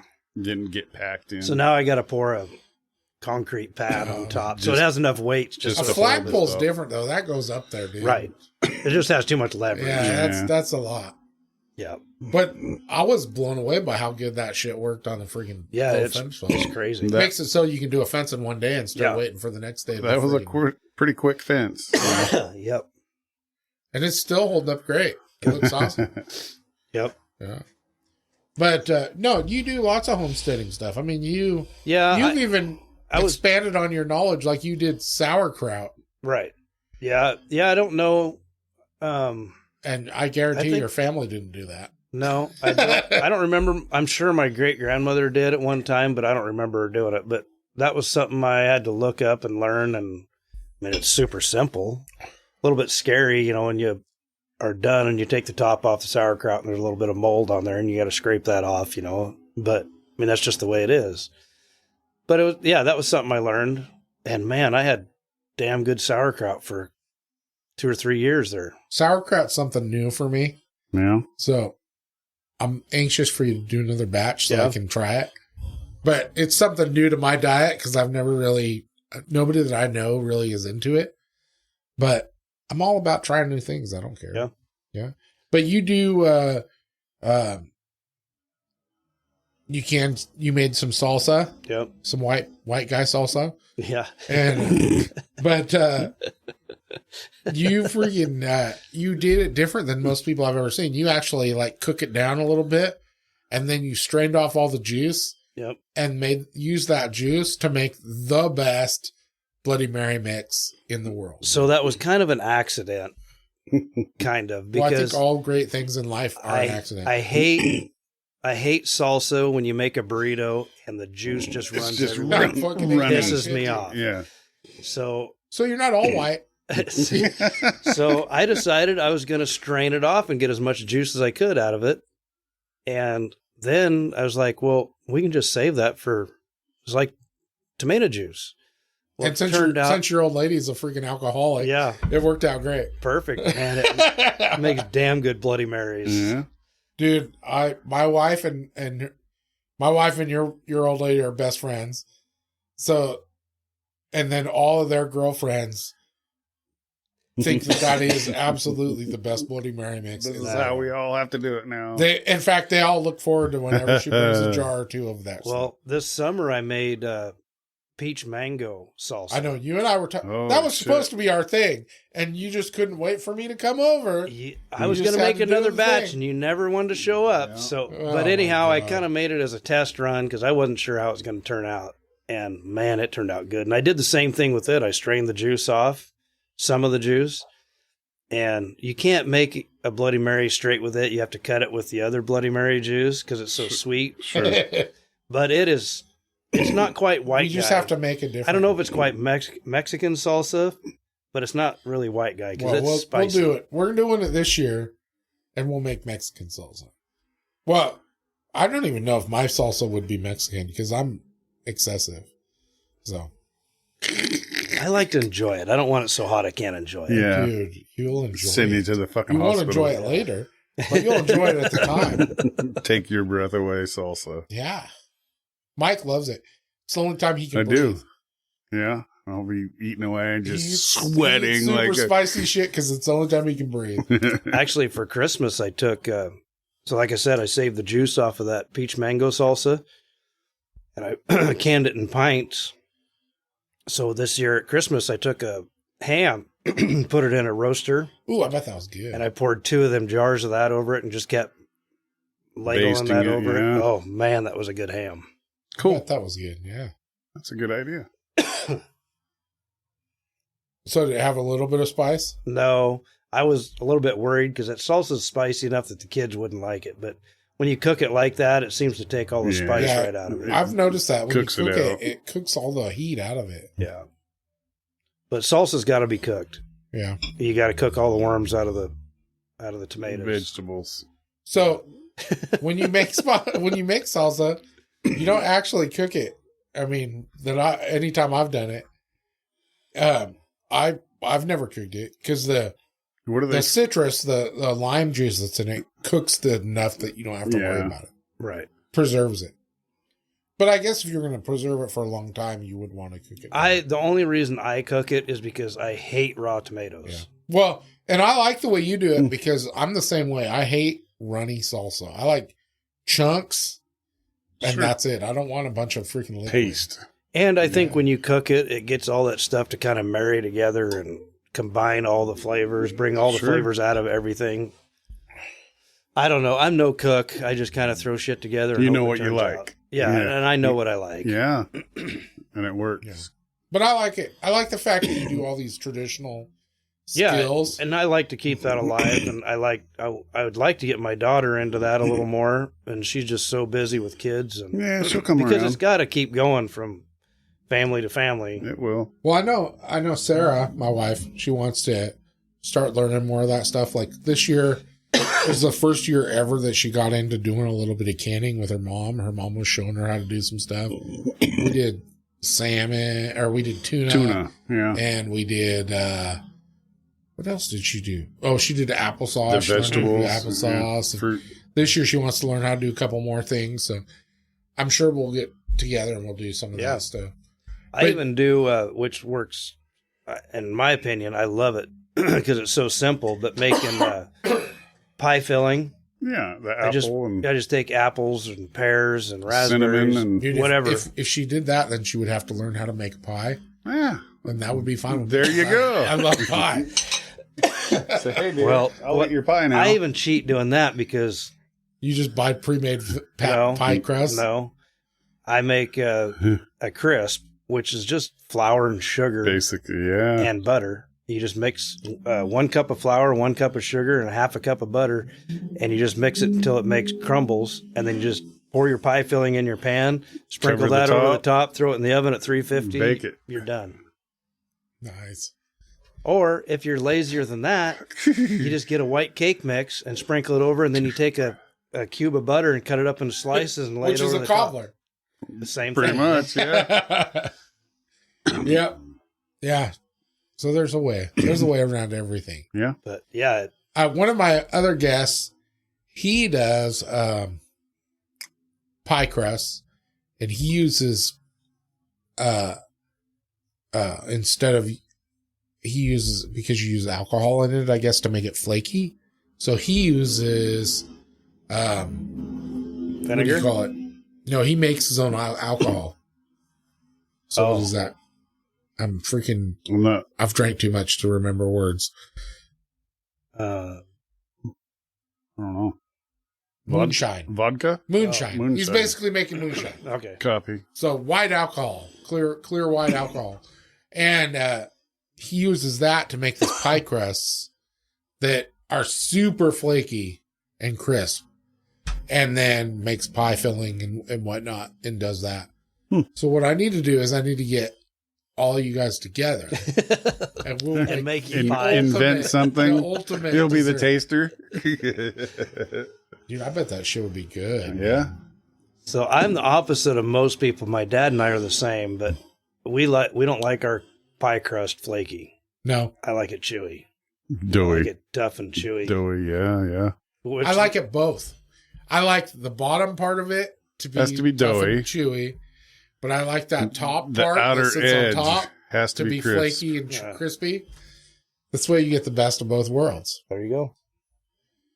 But yeah, and honestly, I think that's because that's how my mom did it. Yeah. And my mom was way into all that homesteading stuff. She learned all that from my grandma or whatnot. Right.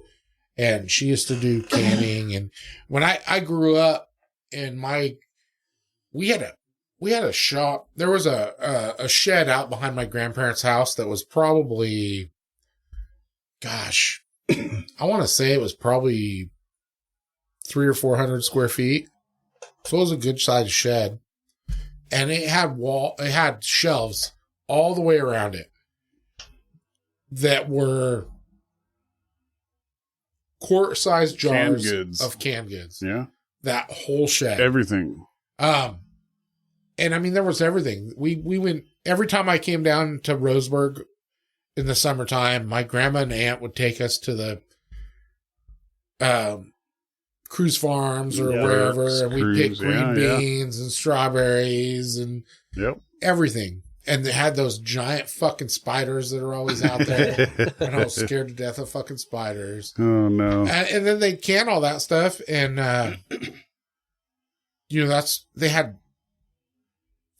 there had to be a fucking 6 months of supply out there in that fucking shed. There was so much, and that stuff lasts forever. Yeah, there was so much, years and years. Yeah. And my mom knew all that stuff, but she just didn't do as much. But that's how I grew up. It just kind of got lost. I remember my grandma making it was like bread, but it was something that you would pack on a horse, in your saddlebags or whatever, and it would last for weeks and weeks. Oh, that was like a biscuit. What's that called? It's like paraffin it starts with a P, I think. She would make that all the time. And I just remember that. You crumble it up and put your pie filling or whatever on it. Yeah. A little bit of cream and... This is dry as fuck by itself. Yeah. Right. Yeah. Yeah, I know what you're talking about. I mean, times were definitely simpler back in our grandparents' time. Yeah. I mean, they made shit. My grandma and grandpa, I stayed with them a lot. And... Did they live on the same property? No, they did. When my dad was a kid, so kind of across from our place, that big red house that's up on the hill. Well, you said you guys used to have all that property. Yeah, that was my grandma and grandpa's place. That's where my dad grew up. They sold that when I was 5 years old. Then they moved out east to Sutherland. One of my cousins bought their place and lives there now. But anyhow, at a meal... my grandma, I don't remember her ever putting a gallon of milk on the table. She poured it into a pitcher. Out of a glass. Yes. Yeah. And then she had a pot of just brown beans for lunch and supper every day. That was the garnish with the... And then it was, add your meat or... breakfast was almost always farina, which is now they call it... malto meal or some damn thing, but it used to be farina back then, and I think they still do have farina. It's just a little bit different, but like an oatmeal Yeah, or they'd have oatmeal once in a while, or hot cakes, but it was just, eggs. Times of are course. just different. Yeah. I mean, now they have. Who knows? I don't even know what people eat now for breakfast.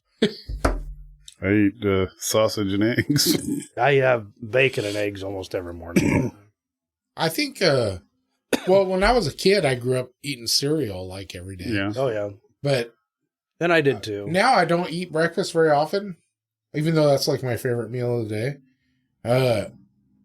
On the weekends, though, I'll have eggs and bacon or sausage, or usually it's breakfast burritos, so it's like freaking whatever I throw together. Well, right now, eggs is kind of a rich man's. If you have them, you got to have the I don't give a chicken. shit.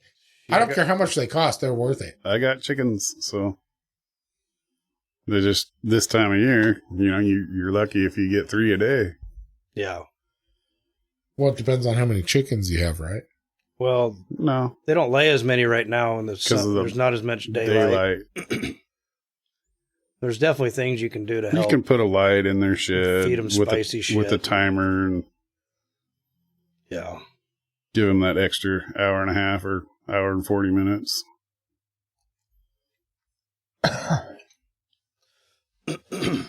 Yeah, I used to. For several years, 11 o'clock, I'd go home. Mom would make sausage and hash browns and eggs for me, and then I took the supervisor's job. I haven't been able to go out there. Can't leave the shop. So Yeah, I don't eat breakfast when I'm working normally, but like now I've been Well, off. it's because you fucking head out at like yeah, 5 o'clock. it's hard to do when you're going Yeah. in the early AM. Yeah. Yeah. And living by myself, I don't even eat dinner most of the time. Throw some bean dip together or something, and that's about it. Some bean dip, huh? That's not very healthy. Refried beans and some homemade salsa. And That's- throw some green chilies in there and some jalapenos and call it good. You just take that. That's what you're eating for the day. Well, that's what I eat for dinner. I usually make a sandwich or something for lunch, but Speaking of that, when are you getting married? Dude, he'd get married tomorrow. yeah. It doesn't have nothing to do with him. So funny story. Yeah. So I've heard the other side of it. Are you talking about the tree? yeah. Okay. So when I built that house, or Mariah and I built that house, told her that I bought some fruit trees. I think I bought 4 fruit trees. And I told her, I said, okay, you have to make a deal with me. If these have fruit on them within the first 2 years, you have to marry me. God. Well, sure as shit, that first year they had Damn. fruit on them. You're like, there it is. Yeah, You made the deal. Yeah, Yeah. yeah. She reneged on that, No, you guys are awesome. and it will happen. it'll happen. I'm sure. If it's supposed to happen, it'll happen. Sure. That's a good way to look at it. But you guys are awesome. Yeah. I enjoy. She's definitely the best thing to happen to me. It's amazing how that works. She cracks me the fuck up. Yeah. Oh, she does me too sometimes. She's a clueless Oh, comedian. God, she is you want to talk about the most gullible person in the world? That's the one. Yeah, but she is definitely a good-hearted person. Oh my God, dude. yeah. She's always happy. It doesn't matter. Yeah. Yeah. I mean, I'm sure she gets down once in a while, but she doesn't let anybody know. Yeah, it's not very often. Right. She can find the good in just about everything. Good Yeah, people. I love it. I mean, fuck, she's still with me, so. Oh shit.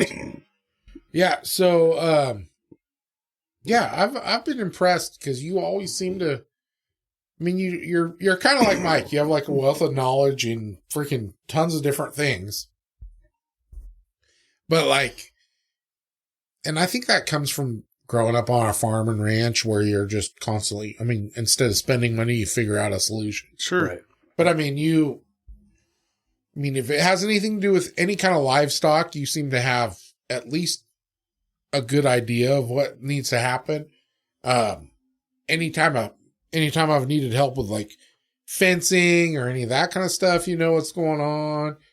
But you were also like working on tractors and engines, and You had that fucking It's just a Frankenstein truck at your old fucking ranch. It's just a lifestyle, man. That had like a Caterpillar engine in it. Yeah. You make it work. Yeah. And I was like, what's with this truck? And you're like, oh, well, it's actually a tractor. It's just inside of a pickup truck. Yeah. And We got tired of being cold, so we put doors on the tractor. Yeah. It's, you just learn stuff. I mean, Yeah. it's inevitable. You have to. I should introduce you to my friend Shane because he grew up on a farm also. Yeah. They were over on the East Coast and it was like a dairy farm. Oh, yeah. So, but West it's same Virginia. thing. I mean, he's like, we didn't call anybody. We just figured out a solution.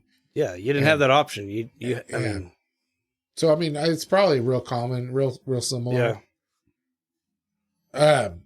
What kind of stuff did you, when you were a kid, what kind of stuff was cool to you? I mean, what kind of, you got some cool stories? I was a totally different kid than normal. Oh, I know. I talked to you. We were talking about old memories, and we're talking about like how we used to come to Roseburg and come into town and go to the clubs that were here when we were kids and that stuff. And you're like, yeah, I didn't do that. And then we're like, well, what'd you do? Bonfire parties? You're like, no, I didn't really do that either. No. So, I mean, you didn't. I just do ran all around that. coon Even, hunting. you know, the big thing in high school, everybody talked about going and cruising Harvard. Right. A buddy of mine and we decided, well, shit, let's go give it a try. Let's go see what this is about. It took 10 minutes. I'm like, This is dumb. this is the stupidest fucking thing I've ever seen.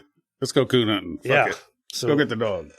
we went back to the house. Yeah. I just didn't get into that kind of stuff. And even as younger, you know, and I don't want to bag on playing video games because we did have the old Atari and the Well, it was different when we the were original kids. Nintendo Yeah. that we played a little bit, but it just wasn't a thing. There was always something.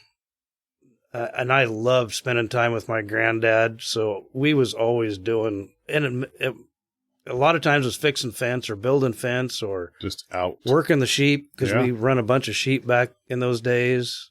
It was just being out there with him. I thoroughly enjoyed that. And it was not, most kids would not find that fun, but that was me. I thoroughly enjoyed just being with my grandpa and being on the ranch doing stuff that other kids probably normally wouldn't get to do at that age. Well, I'll Driving tell a you, tractor or anything. There's stuff. I mean, you appreciate things that most people don't even recognize. Because, like, we brought our grandkids out to your place. Yeah. And this is a couple months ago, right? Right. We brought them out there. And, I mean, you had them. My fucking grandkids are little, dude. Like, the oldest one's 5. You had them driving the fucking riding lawnmower by themselves. I mean, they're just cruising around. And one of them's on the pedal and one of them's steering. So, I mean, it was a freaking effort. Yeah. But he had them figured it. They figured it out. He showed them how to figure it out. Right. And that's something they'll remember. Yep. You found a fucking bird nest in a ditch, and you're showing them these these freaking eggs. And then a week later, you sent them pictures of the babies, and I mean, they were amazed by that stuff. And most people would not even Have no clue. I mean, that would not be something that even crosses their mind to look for. Right. I mean, those are things that don't even exist. But I mean, they thought that was our freaking night at your house. Our grandkids thought was the best night of their life. You took them to see horses. They got to drive a fucking riding lawnmower. They saw baby birds. Showed They them were the chasing cows. kittens. Yeah. They saw cows. I mean, they saw all of this stuff that, I mean, kids just don't see, and they don't even know that stuff exists. I love little kids, and I remember when I was little and how that kind of stuff was to me, and I don't know. I mean, I know little kids are not going to see it the same way I did, but I enjoy showing that to them, so I get a kick out of that. Oh, I think Just it's awesome. watching and I their can tell, reaction. because I mean, I saw your face lights up when you're around. Yeah. I mean, your grandkids are the same thing. I mean, Right. I mean, you're all about it. Yeah. I mean, that makes you happy doing that stuff. So Yep. That's cool as hell. yeah, and I thought it was awesome because I would have never thought to show my kids that stuff. I would have never thought to try and show them that stuff. But I mean, that's not a part of my everyday life either. I mean, that's part of your everyday life. Right. So. Yep. No, And when kids aren't around, you know, I take a lot of that stuff for granted. Don't even like that bird nest. I might have looked down and seen it and just whatever. Drove right on by. Yep. Not paid no attention. But you knew a little kid would love it. But I knew that those kids, they'd get a kick out of that. And it might be the only one they get to see for a long time. So No. You know what that means, though. What's that? You're a fucking old man. No, Jesus. Because only an old man would notice that stuff. No. I love it, though, dude. I think it's awesome. Just like, I think all that stuff that you do, I mean, all that, you know, the freaking homesteading skills, those canning and the, you're always smoking something in your smoker and. Doesn't always turn out, but yeah. Well, you try. Trial and error, right? No, I mean, I think it's awesome. I think all that stuff is. I wish that I had more patience to do that kind of stuff too. Yeah. Because I enjoy that stuff as well. I don't know. I have like a plan in my mind to try it. And then I'm like, that sounds like it's going to be a lot of work. It goes south. Yeah. So then I just end up giving up before I even try. Well, and I can get that way, but what I try and do is try not to even think about that. Just jump in and just start doing it. Yeah. Once you're started, you're committed. You got to finish. You guys recently figured out a way cheaper way to get bacon. Oh yeah. And they're buying freaking pork bellies and just making their own bacon. No shit. Oh yeah. I mean, it's like less than half the price of buying packages of bacon. And way better. Yeah. So much better. And it takes literal no effort. Yeah. Huh. The only thing you did was invest in a Slicer. commercial slicer. Well, it's not even commercial. It's an Amazon piece of shit. Is it a slicer or a saw? Slicer. Yeah. Slicer. So they can get thin slice. Sure. Because otherwise the first time you did it was with a knife. How was that? It was okay. It was just, they were, you couldn't get them consistent. Yeah. Dude, by the time I went through a whole pork belly, my hands will be hurting so bad, dude. I can't even imagine. Yeah, it was a lot. But it's by far the way to go. I'll be damned. That's awesome. And dude. everybody, you talk to a lot of people, and they're like, oh, it's so much work. No, it's not. Yeah. I've been seeing a lot on Facebook, though, or on Instagram or freaking TikTok or whatever, where people are buying like I do that. a big piece of beef or a big I do that piece with of roast pork and chopping it up into slice steaks my and steaks stuff on out of their own. that. Shoulder roasts. Or, Yeah. Yeah, you can get steaks way cheaper that way. Yeah. It makes sense. So back in my high school area dog hunting times, can't remember who showed me this. But one of the guys that I was always with, they showed us you could take bear meat and actually cut, and you make a bacon slice out of that, and it would actually fry up just like pork. But I don't remember if it was. Have you done much hunting bears? No. A little bit of shooting bears, but not much hunting them. Do you eat them? No. I've had the pepperoni sticks and stuff. Pepperoni and sausage. Yeah. Not a big fan. I've had a lot of people tell me that it's not good. Spring bears but I honestly are haven't good got to for try steaks if you get the spring bear. Listening to the podcast of what's the Bear Grease? Yeah. That guy, and it makes total sense, says that the best way to do a bear is to can it. Sure. And because then the fat doesn't get rancid on you. Yeah. A bear that has any fat on it at all, if you put it in the freezer, in 6 months, that fat starts going rancid on you. That makes sense. So if you can it, it doesn't do that, and then it's good. Yeah. So well, I've always had it fresh, right off. Yeah. So I've never had. I'll have to remember that. Yeah.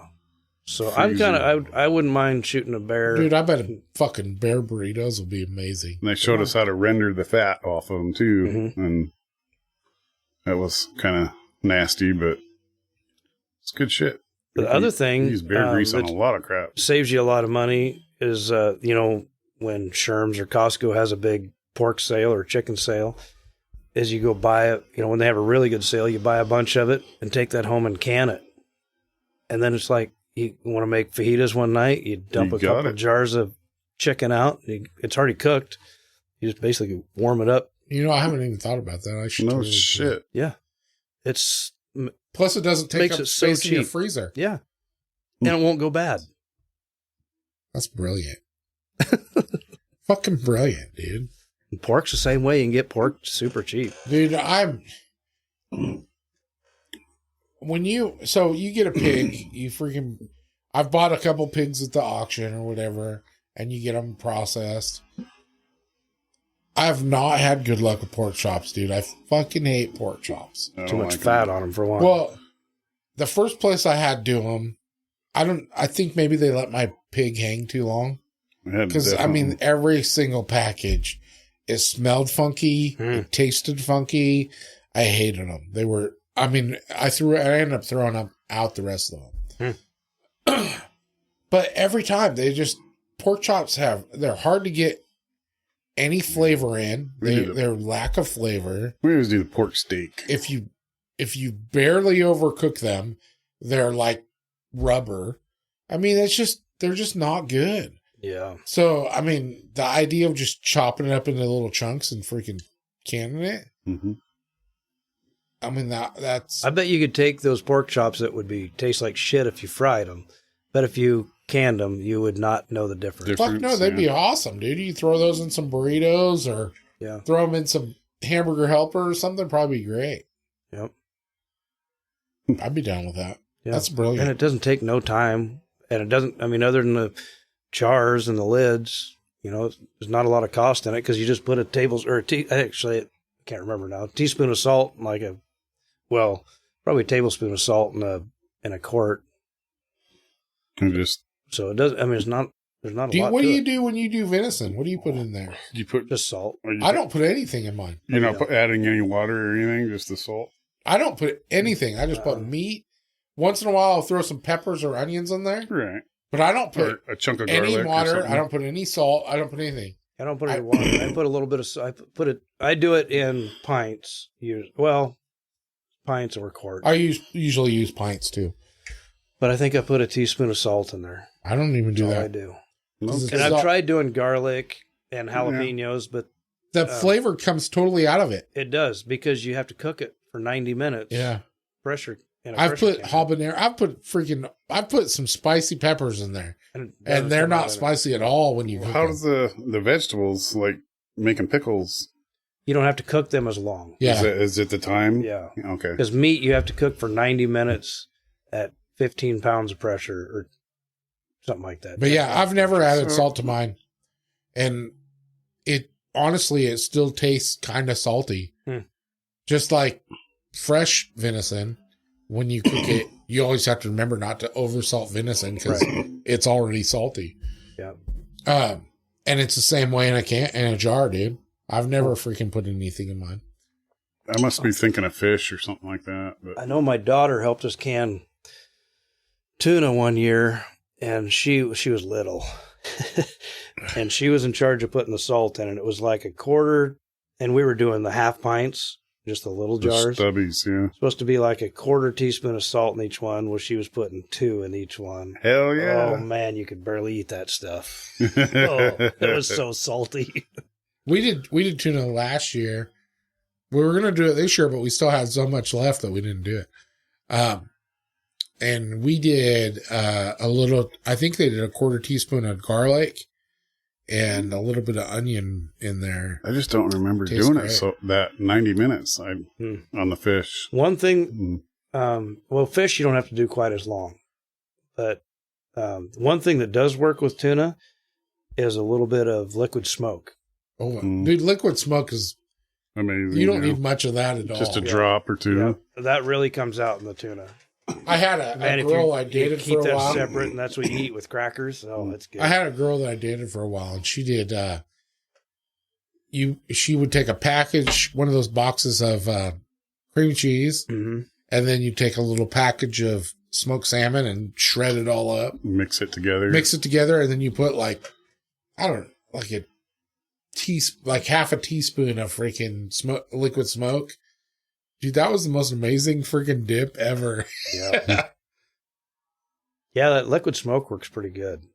Yeah. And we did salmon, halibut, sturgeon, of course, tuna. Dude, you can't get sturgeon for shit anymore. You can't, nobody can keep a sturgeon, so. You got to be on the Columbia only. Well, and you can't even hardly keep them there. Yeah, they got I was just talking to definitely somebody a season for it. Yeah, but I mean, what you're allowed to keep the has to be like these giant, and they have to be has to be over 3 native. feet, 3 feet, and under 6 feet. Yeah, and so I mean, it's like a unicorn fish. Yeah. They have some of them that come out of a hatchery. Oh yeah, There's tons. Oh, is there? But nobody's allowed to keep anything. So yeah, which is a bummer because that's the easiest fucking fish. Oh, dude, to go catch. Sturgeon is amazing too. I've never caught one. Have you caught one? I've never caught one, but I've ate it. Yeah. I mean, you freaking plenty bread it and fry it like venison, and it is so good, dude. I don't think I've ever even ate one. Oh, pretty God, flaky. You know, a fish will come off in chunks when you cook the fucking chunks on a big sturgeon. You're talking about half a chew can size, a chunk of. That's how it flakes out. White meat, it's awesome. It's more like chicken than it is like a fish. When my brother graduated from the police academy, went to his graduation, he had a little barbecue there at his house, and I had to work that day, but I got there afterwards and went up there, and his father-in-law at the time was there, and he was like, well, this is pork steak, and then he had some swordfish that he brought back from Mexico. And I was like, haven't tried that. Well, I don't want to try, there was quite a few people there. I said, I'll just take a pork steak. So I took one.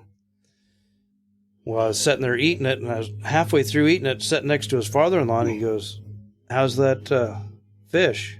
I said, no, I got the pork steak. And took another bite, and he goes, no, that's that swordfish. Yeah. I said, no, this is the pork. I said, see, I barely cut it with a fork. It was just like a pork steak. Yeah. Could not believe it. It's amazing. Red meat, good stuff. Yeah. Yeah, that'd be freaking good, dude. I remember I went and paid out the ass to go halibut fishing out of Coos Bay. That cost me a lot of money.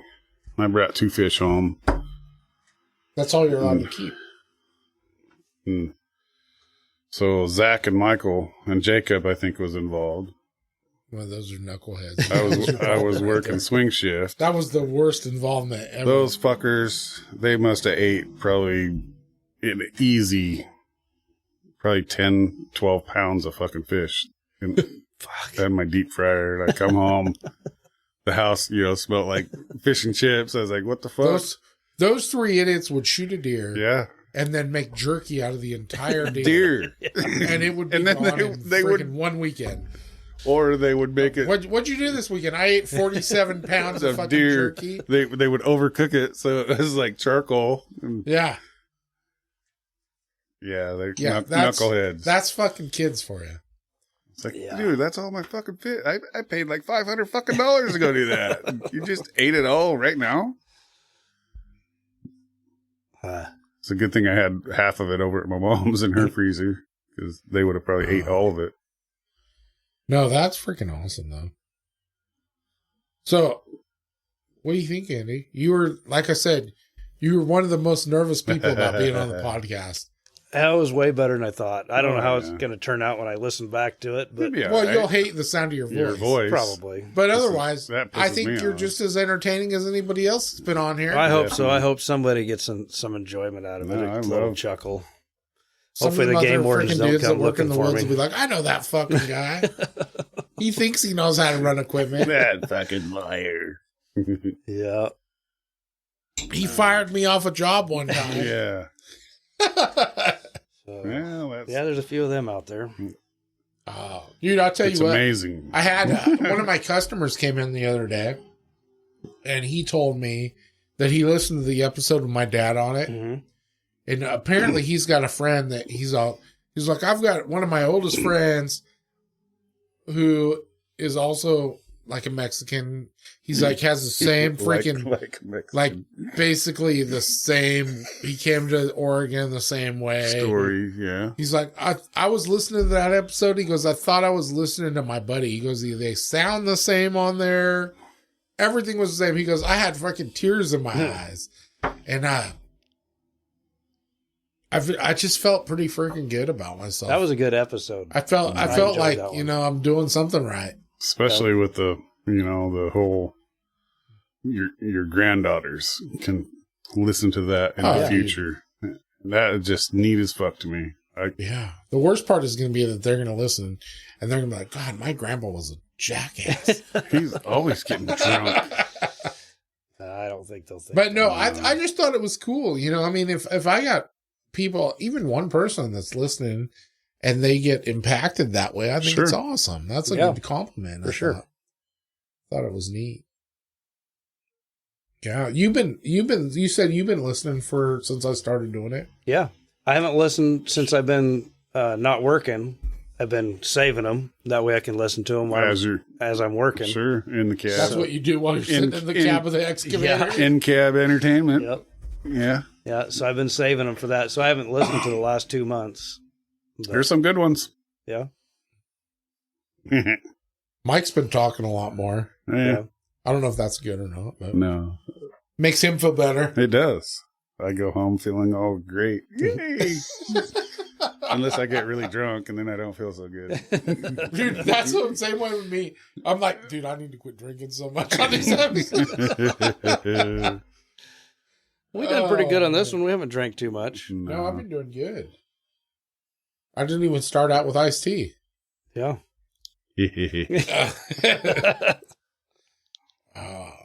But yeah.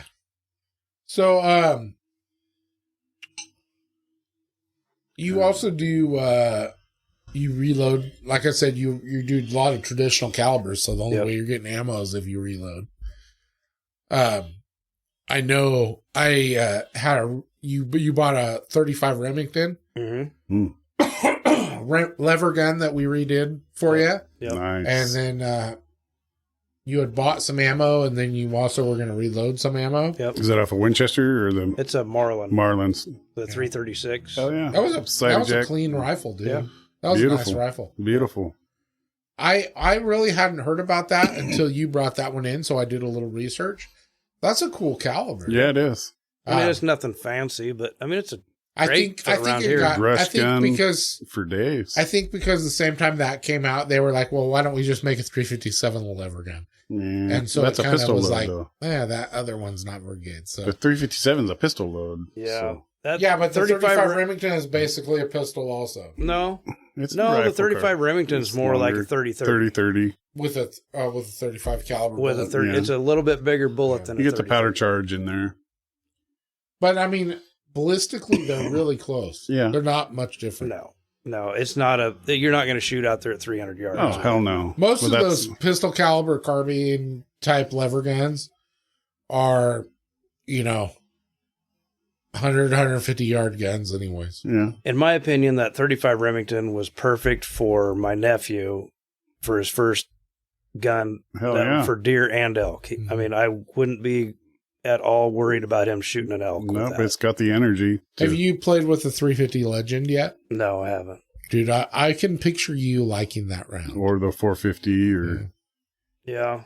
I built for Rob Holbeck. I don't know if you know him or not. I don't. He's the assistant principal out at Douglas. He's a buddy of mine. I built him he's a lefty. So there's already something wrong with him. But I built him a left-handed side-charging 350 Legend AR. And he loves that thing. He said he's killed like half a dozen deer with it now, a couple coyotes. And talking with some other customers, that 350 Legend round is pretty freaking cool. Yeah. It's basically the new... It was designed new for... 30-30, It was designed for back east where they can either hunt with straight shotgun. wall or shotguns. Shotgun. They're not allowed to use any regular just rifles. because of the range. And so it's a straight wall cartridge, But it's got some power and Yeah. it's got some accuracy. It's a decent round. Huh. I might actually end up having to get one for myself. The 35 Wayland or 35 Wayland, yeah. I got an old Mauser 98. It's 8mm, but the barrel's all shot out on it. I was thinking about re-barreling that into that caliber. Just cause. Yeah, it's either that or .6. You know, everybody has. I'm not a fan. You remember when everything was it was either a Or Mauser or a Remington 700. Or the 280, 284. But it has to be Ackley improved. Yeah, I mean, in my opinion, there's not a lot of difference between the 280 and the Ackley approved. Well, there is. There's not because 300 feet per second, maybe. So, if you have a 280 or a 280 Ackley improved, you can fire either round through it. Yep. Right. The only difference is what you can reload afterwards. Yeah. So there's not that much difference in the freaking round itself. Right. It just gives you just a little bit more of the, like I said. Well, it's just a little bit sharper of a shoulder, so it holds the powder in there just a little bit, so it burns it a little bit more efficiently before it comes out. So, like I said, it's like maybe 300 feet per second. Maybe. I'll tell you, the biggest thing right now, 7 PRC is by far the hot thing this year. I'm pretty looking at I've never shot one, but looking at the ballistics, I'm pretty impressed with them. Well, honestly, if you look at the ballistics and compare them to that, what's the case off of? It's like I think it's close to. Is it a .6 case or no? It's a Magnum. So it is a belted mag. Yeah, I think, isn't it? I believe so. What were we talking about earlier? What's the 6.8? The 6.8 Western. Yeah. It's like that, but it's longer. Yeah, it's a little longer. So it has if you more look at the powder, ballistics, though, basically. the two of them are very similar. Yeah. One's lighter. And they're both, I mean, basically anything in North America you should be able to kill with one of those. And flat shooting. And they're both flat shooting. They're both good for long range and short range. So, I mean, they're both all around good cartridges. Yeah. But that 7 mag or the 7 PRC that's been the hot cartridge this year. You know, a couple years ago it was like 6.5 PR, 6.5 Creedmoor, and then it was 6.5 PRC, yeah, and 300 PRC. All those PRC rounds, those have been the hot thing. But all of them also have something that's very, very similar. So that's the cool thing about working in the gun shop. You get to hear what. There's so many new rounds. Yeah. I mean, I don't even know what a lot of them are. I can't keep up with all of them. Well, and there's so many of to. them that are not going to ever be anything. Right. Yeah. We've had a lot of people this year that have been the, 6 ARC. That's never going to become anything. That's going to go away. All the Nosler stuff was kind of... Nosler is a pain in the fucking ass because they were so proprietary. Yeah, that was a big thing there for a while. The only reason a lot of the Weatherby rounds become anything is because Weatherby, once they create something, they'll stick with it no matter what. But I mean, I have that 6.5 300 Weatherby. I love that freaking rifle. It shoots great. I would have never in a million years tried a Weatherby caliber if I wouldn't have won that rifle at a freaking auction. Sure. Yeah. But I love it, and I'm glad I stuck with it. Taya won that. My daughter, she won that. It's a 284 or a 6.5 by 284 Norma. Yeah. I took her. She won that at one of the NRA banquets or the Rocky Mountain Elk Foundation. I can't remember. She smoked a little 3-point buck or first buck, hit that thing right in the back. And of course it's trying to get up, on his front feet. And so we get her up there and I don't know. I got her within 100 yards and I said, "Can you hit that?" And she goes, "Yep." I said, "Okay." I said, "Kill him." And I thought she was going to break his neck. she shoots, and the deer just drops. Well, all I see when she shoots is a horn flying in the air. Oh, shit. She eyeballed him. I said, Taya, did you shoot that thing in the head? And she goes, yeah, I was afraid you were going to be mad at me because I didn't shoot it in the neck the first shot. So I didn't want to waste any more meat. There you go. I said, no, it's your first deer. I don't give two shits. Well, I guess we're not hanging that antlers on the freaking wall. No, well, barely hang the deer. I hung that thing up and skinned it down and got down to where she'd shot it, and I grabbed the hide and went to pull it down past that, and the deer fell in half. I had to cut holes through the ribs and rehang it. Oh, shit. It just blew that spine right in half. That's awesome. Damn. Good deal. Yeah. That's awesome. So is 280 your favorite caliber? Oh, by far, yeah. And that's not a very common caliber. It's not. I mean, it's the same. They used to have one called a 7mm Express. And it's the same thing as that. Yeah. And I can't remember. I think you can shoot a 7mm That's off Express the 7 Mauser, right? I think so. Yeah. It's not a belted cartridge. No. It's a 270 or a 30-06 cartridge. Yeah. Just it's right in between a 270 and a 06. And the only reason I got it is because it wasn't a popular thing. It wasn't everybody had a 270 or 06. Sure. And I just fell in love with it because it doesn't bloodshot and it kills everything. I've never had anything get away with me with it. What's the brand rifle?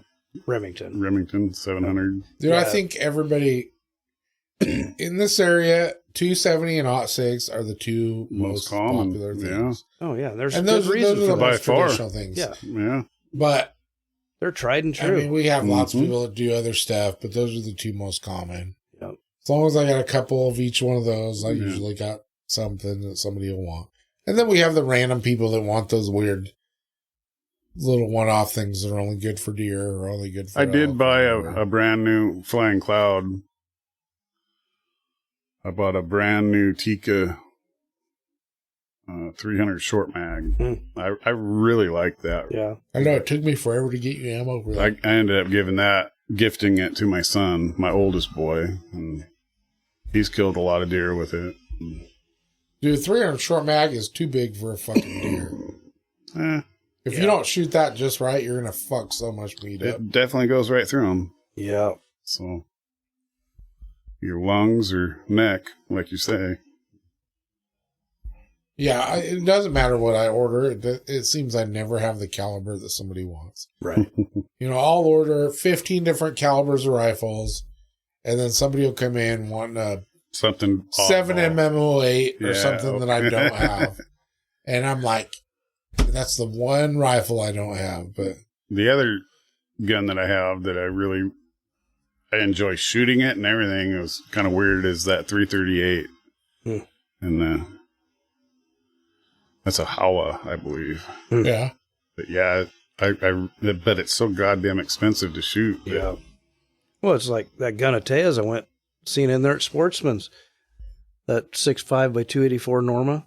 $95 a box of 20. Yeah. All ammo is way expensive now. Just crazy. Especially any decent caliber. Yeah. That's why I was thinking of that 35 Whalen or, the 280. Yeah. All I have to do is rebarrel it. I don't have to do anything with the chamber. Good thing is I'm getting older now. I don't shoot nothing like I used to. So, I mean, I might shoot 10 rounds. Remember you and I had the conversation of people going out. I think we were talking to Mike, and they were shooting their hunting rifles. People would take their hunting rifles out, just shoot like a 22. And they're like shooting 2 boxes of ammo through a fucking like 243. What are you thinking, people? Yeah. Burning That's the barrel stupidest out. shit I ever heard of in my life. Why? Can't even afford to do that with a 22 anymore. Right. When I was like 16 years old, I had a 30-06. It was an old Springfield freaking A303. Yep. 03A3. That was sporterized. And I used to carry that around like it was a fucking 1022. Yeah.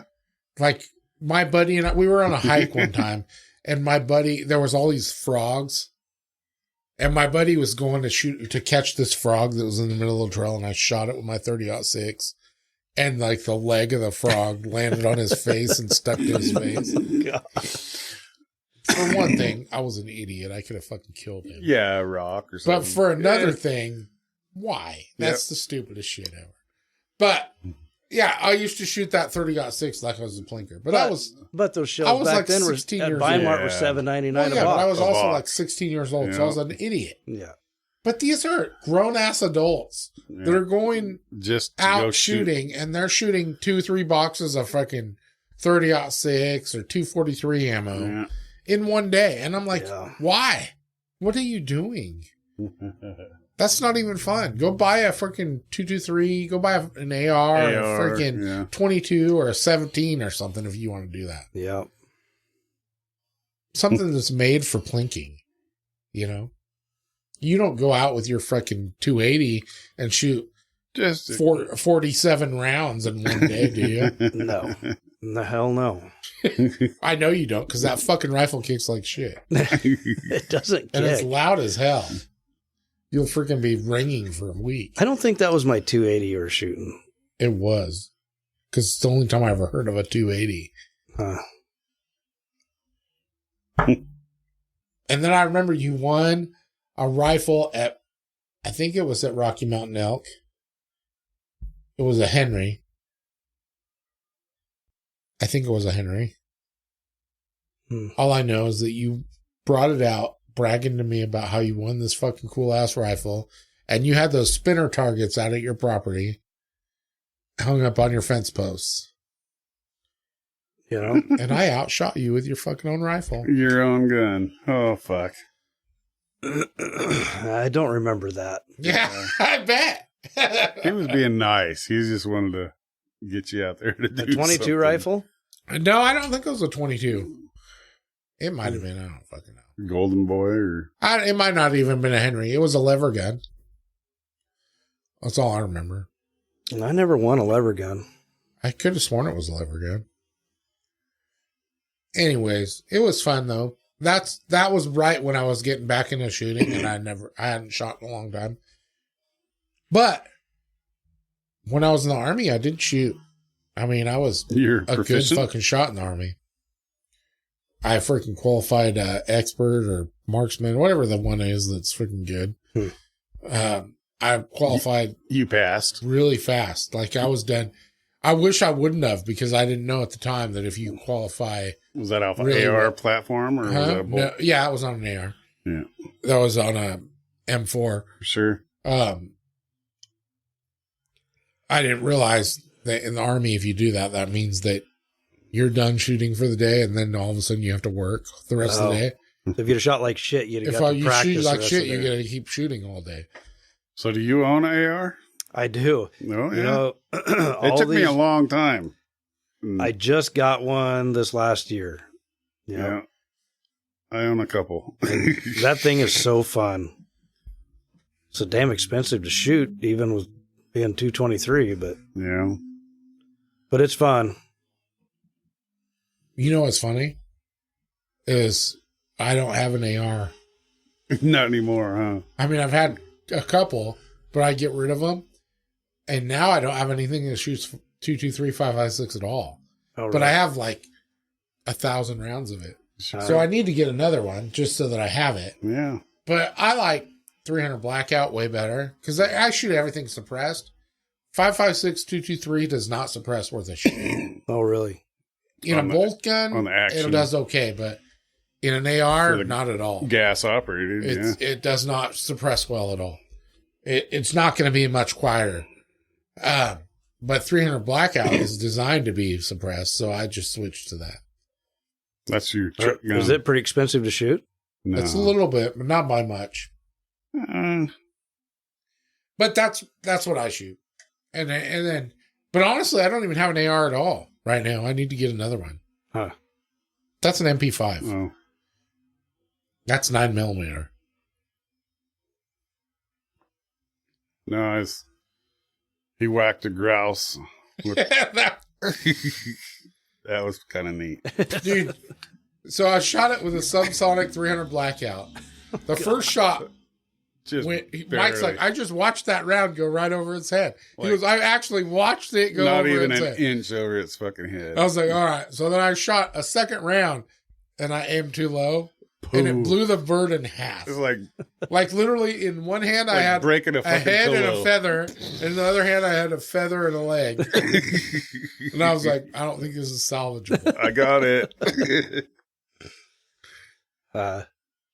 Yeah, that didn't work with the suppressor, so it was just the sound of the bird. Fucking pretty funny. Yeah, that was fun. That was an adventure. We keep forgetting to take a shotgun with us so we can kill some of those grouse. Isn't it legal you can shoot them grouse with a 22 22, now? yes. You can, yeah. That's Jonathan did check into that because. But I'm horrible at headshotting. It's more fun. I'd rather miss them with a 22 than bird shot them with a shotgun. Even if you hit them with the 22, well, you put I a little hole in their breast. I use a number 4 shot. So basically, I just blow their head off, tearing them apart. I don't really. I mean, I think last one I shot that Mike cleaned, I think there was one pellet in the breast. Yeah. Otherwise, I had just blown its fucking head off. Yeah. So, do you guys know how to clean them grouse? Oh yeah. Step on their wing. Step on the wing. Arrest them. Yeah. We actually the only time we kill grouse is during elk season because we don't kill any elk. And we took that one and we cleaned it out. Of course, we breasted out, but I went ahead and skinned the legs out and everything, and we made a meal out of that little fucker. Yeah, we were pretty impressed. We called it our Mountain Man dinner. So we were at elk season, right? We were out cruising around hunting for elk. Didn't kill any elk, but we killed a couple of grouse. We found every fucking day what we thought were chanterelles, which Angela later told us were not rusellas. And we found some freaking wild mushrooms.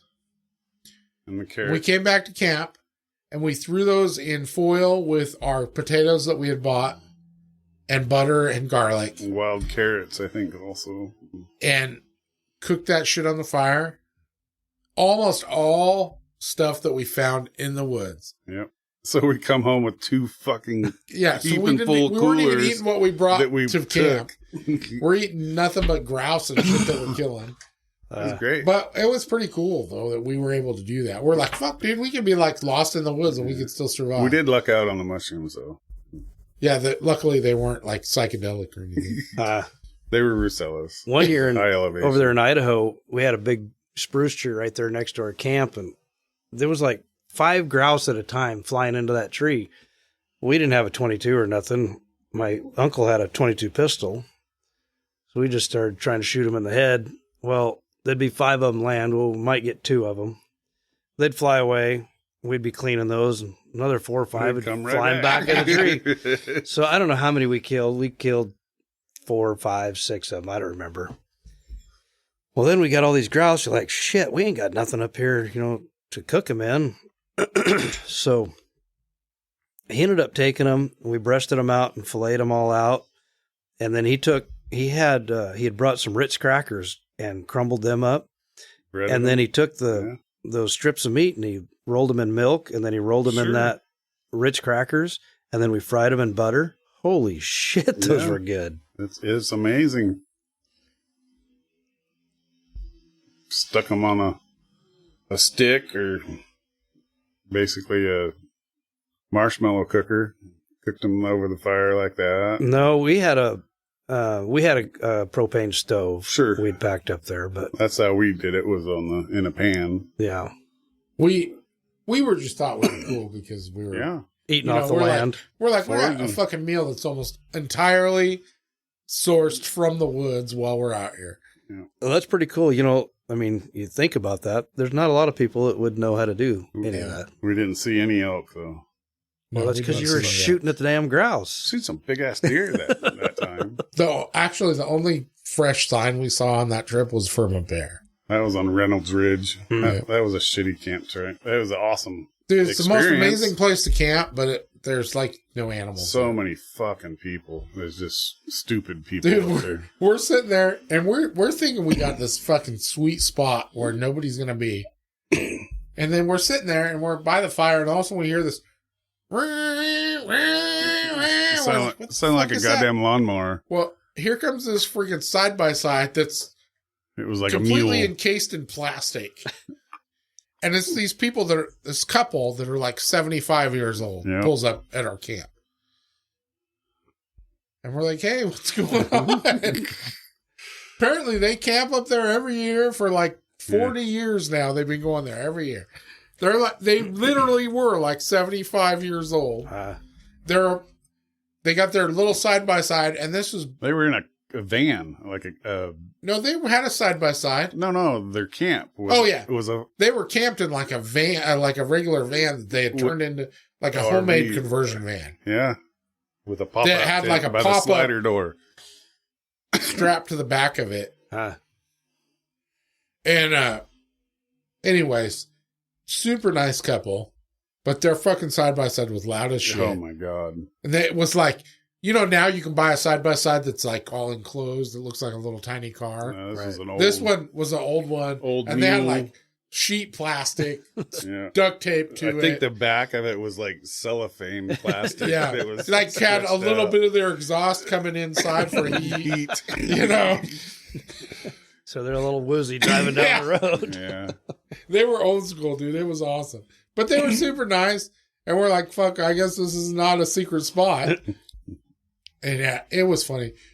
But, we still like going up there and checking that place out once in a while just because it's memories. And there's definitely animals up there. We just weren't there at the right time. We've seen some big bucks at night driving. And there was very fresh bear sign, dude. Yeah. Like that bear just must have been walking right past us without us noticing. So, but yeah, that's awesome. You gonna hunt more local now? So this year I kind of got discouraged deer hunting. I mean, with the lack of deer, there's deer out there, but just the amount of people where I normally hunt, there was just a huge influx in people. Yeah. Where were you at? I'm not going to say exactly, but up Little River. Okay. And I was just disgusted. That first weekend I drove up there, and everywhere I wanted to go walk, there was somebody parked there. So Mariah was with me. We didn't even get out of the pickup. We just drove right on over the mountain and went home. I was just disgusted. So then the next weekend I was trying to decide where to go, and I thought, well, maybe some of them people are going to be thinking like me, trying to think of somewhere else to go. So we just said, screw it, we're going to go back to the same place. Sure as shit, we went up there, and there wasn't hardly anybody up there, and we killed both our bucks, and we're home by 9:00. Yeah. Nice. But well, I think there's getting to be so much like warehousers fucking making it, so you got to pay to get on their property. So there's all these places that are getting their properties off.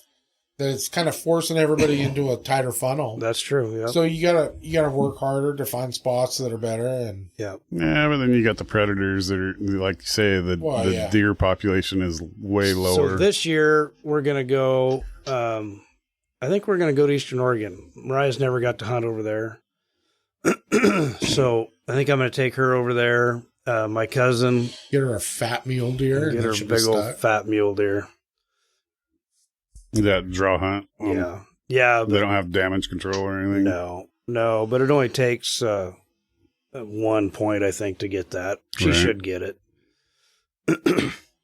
That sucks. Well, I don't know if she has any points, but I think I've got 7 or 8 points, and I'll burn them all just to get her a tag. So we're going to go there, and then elk hunting. My stepmom should get her Mount Emily tag this year. So you can do a party hunt. Well, the sweet thing for me is I can use my points to get hunts because I don't have to freaking worry about, like, I get my tribal stuff for my regular stuff that's local. Anything outside of local, I can use ODFW. So I'm just gathering points. I haven't even gotten any tags through the state for the last 3 years. I've just been gathering points. So. Yeah, I don't have any elk points. I've used I mean, I put in for first choice for spike tag for Mount Emily because I thought my stepmom should have got that Mount Emily tag. She had 22 points and didn't get it. So we ended up just spike hunting over there this year. But that bull only. Dude, that first year when they switched over to the electronic where you could e-tag, that first year they had it so messed up. Like I had 3 different customers who got their once in a lifetime fucking not expecting it. Yeah. Sheep tag. Yeah. Who were like, one of them had to sell his truck. One of them's like, dude, I had to sell one of my trucks because it's a once in a lifetime. He's like, there's no way I'm doing it without a guide because I want to fucking fill the tag. Right. He's like, so I sold my freaking truck and I'm using that money to pay for a guide. The other one, the guy's freaking girlfriend got it. And it was only her second year of trying. That's amazing. She had 2 fucking points. I was like, how is that possible? Yeah. And so they had it so messed up that first year that they did it. Yeah. Dude, I can understand that. Because, I mean, if you get something I'm not that very you've been putting in your whole life. Yeah. And it's you can only get it one time. So when you get it, you have to be willing to do it. Yeah. Oh, yeah. To fill that fucking tag. I'm not too impressed with the management. Yeah. Well, that was a shit signal anyways right there. Yeah. But hopefully they've figured it out since then.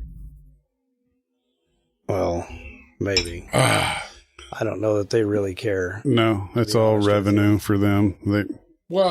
But it won't be continued revenue if they don't do it right. So, yeah, the whole fucking state to do it right. The whole state will end up being a draw tag. Yeah. So, you feel better about being on the show, Andy? Yeah. You're not so nervous now? No, I'm not so nervous now. Yeah. You're like, why the fuck was I worried about this? Yeah. Yeah, it went good.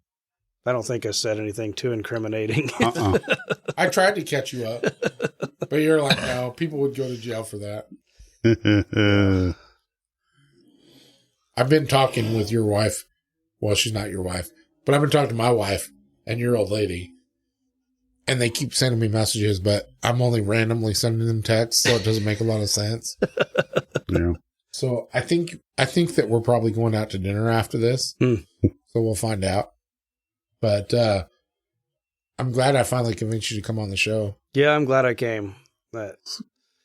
Good talk. Good conversation. You didn't throw up. I love it. Dude. No. Keep trying. I was nervous. There's a little bit left there. I was worried. You're going to be my first guest that was so nervous that they threw up. No. And then I would totally let Marty know and everybody else. Oh, shit. So that they could fuck with you at work. No.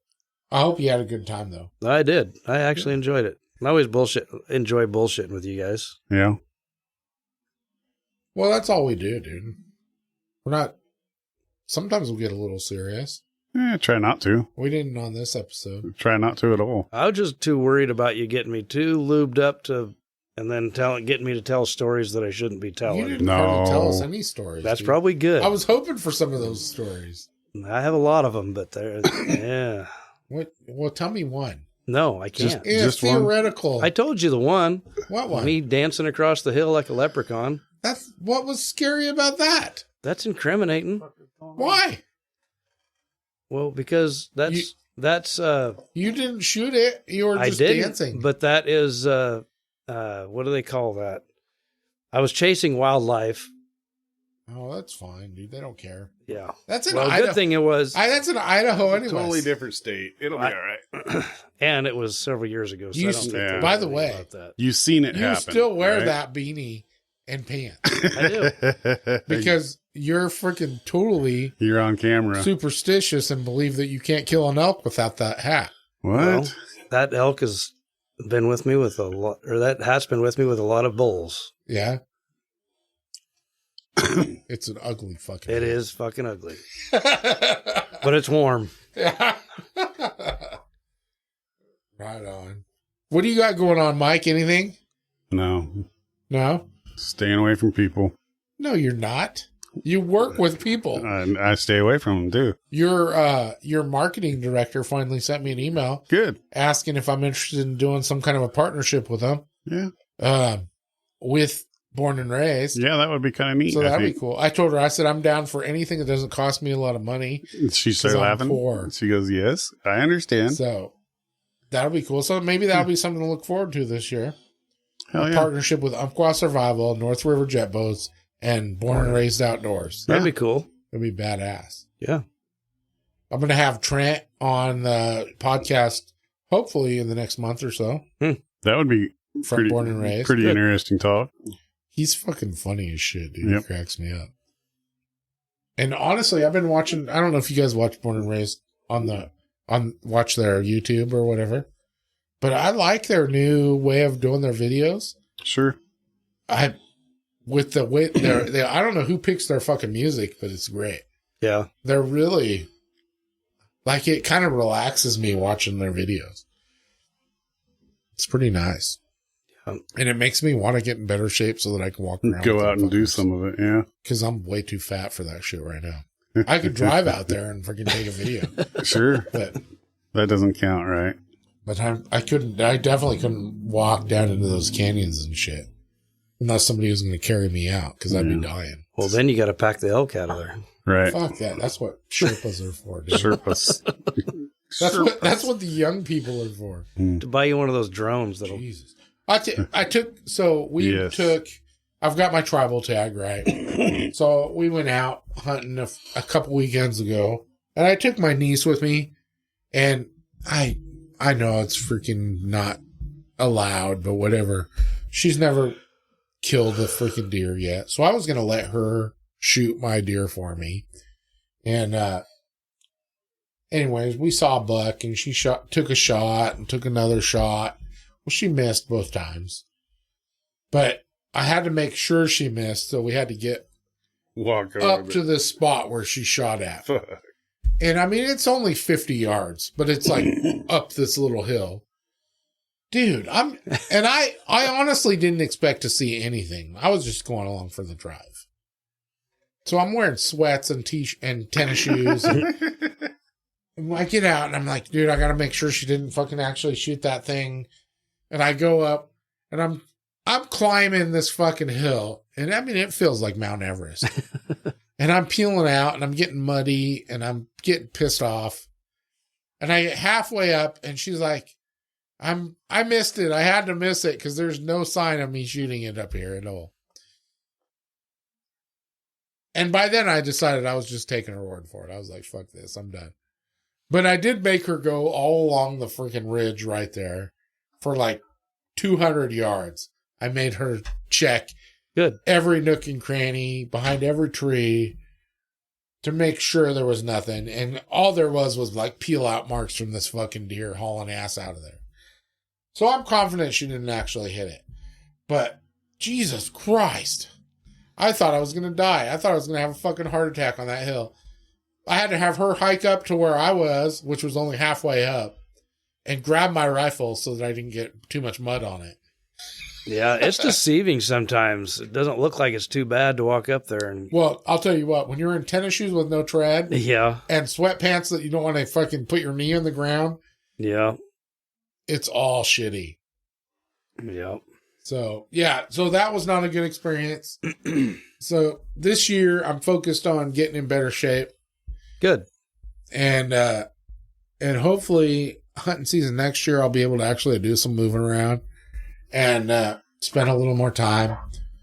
But between now and then, I think we should really try and plan something and maybe go out to the cabin or even just go out and play in the woods. Yeah. Go shoot some freaking ground squirrels or squeaks or rats or whatever they fucking call them over there. Yeah, it'd be fun. I mean, it's hard to get me away, but I mean, I always have fun once I get away. Well, the problem is during that time of the year is when you're actually working. Right. This time of the year, you're freaking sitting around with your thumb in your ass. Yeah. But there's nothing to go kill. Coyotes. Man, I've been shooting the shit out of the coyotes. Have you? Yeah. Well, shouldn't say that, but we've killed several of them there on the ranch. Actually, this is the first year we've had trouble with them messing with the calves. We haven't had any kill them, but Dad... I bet they're pretty easy to call into your property. No, they're hard. I don't know. Maybe I just don't know what I'm doing, but we have a hard time calling them in around there. Go to Eastern Oregon, they'll come right in forever. You. But over here, we have a hard time calling them in. Huh. But yeah, Dad had 2 of them. He's seen kind of not really chasing, but kind of chasing after a calf the other day. There ended up being 3 of them, 3 great, biggest coyotes I ever seen. I've killed 2 of them so far, but we've killed, I don't know, 4 or 5 here in the last couple months. I know this last year that all the coyotes I've seen seem to be bigger than what I've seen before. Gavin whacked one right by the neighbor's house. Oh, did he? The day before Christmas. Was it big? Yeah, it's a massive. I thought it was someone's dog. Every coyote I've seen seems to be getting bigger. I shot one right there male by my house the other day, a big old male. And I mean, normally I just grab them and throw them over the fence. It was about everything I could do to one-handed throw that one over the fence. And not just because you're old. Yeah, I'm pretty sure, anyhow. I don't know. Oh, God. I mean, it hadn't been that long since I killed a coyote. Right on. Well, I'm glad you made it on the show, dude. I'm glad you finally got over your stage fright and decided to come on. Yeah, me too. I had fun. I hope you had a good time. Good. I did. Appreciate it. And Mike, I always like having you. Well, of course. I like you too. Good times. And we'll definitely go out this year. Yeah. And spend some time. And otherwise, I don't think I have anything else. I think we should probably cut it off. Sounds good. We've been talking for a while. Let's do it. It's a long episode. Where are we at? Like 3 hours. No. Where are we? We're in Umpqua Survival. Umpqua Survival. Best place to be. There you go. You'll have to let me know how those freaking stabilizing binoculars are. I will. I'm going to play with them a little bit, but I'm not going to be out in the woods. So, all right. But anyways, I'm going to go ahead and end it. Thank you guys for both being on. You guys ready for next time?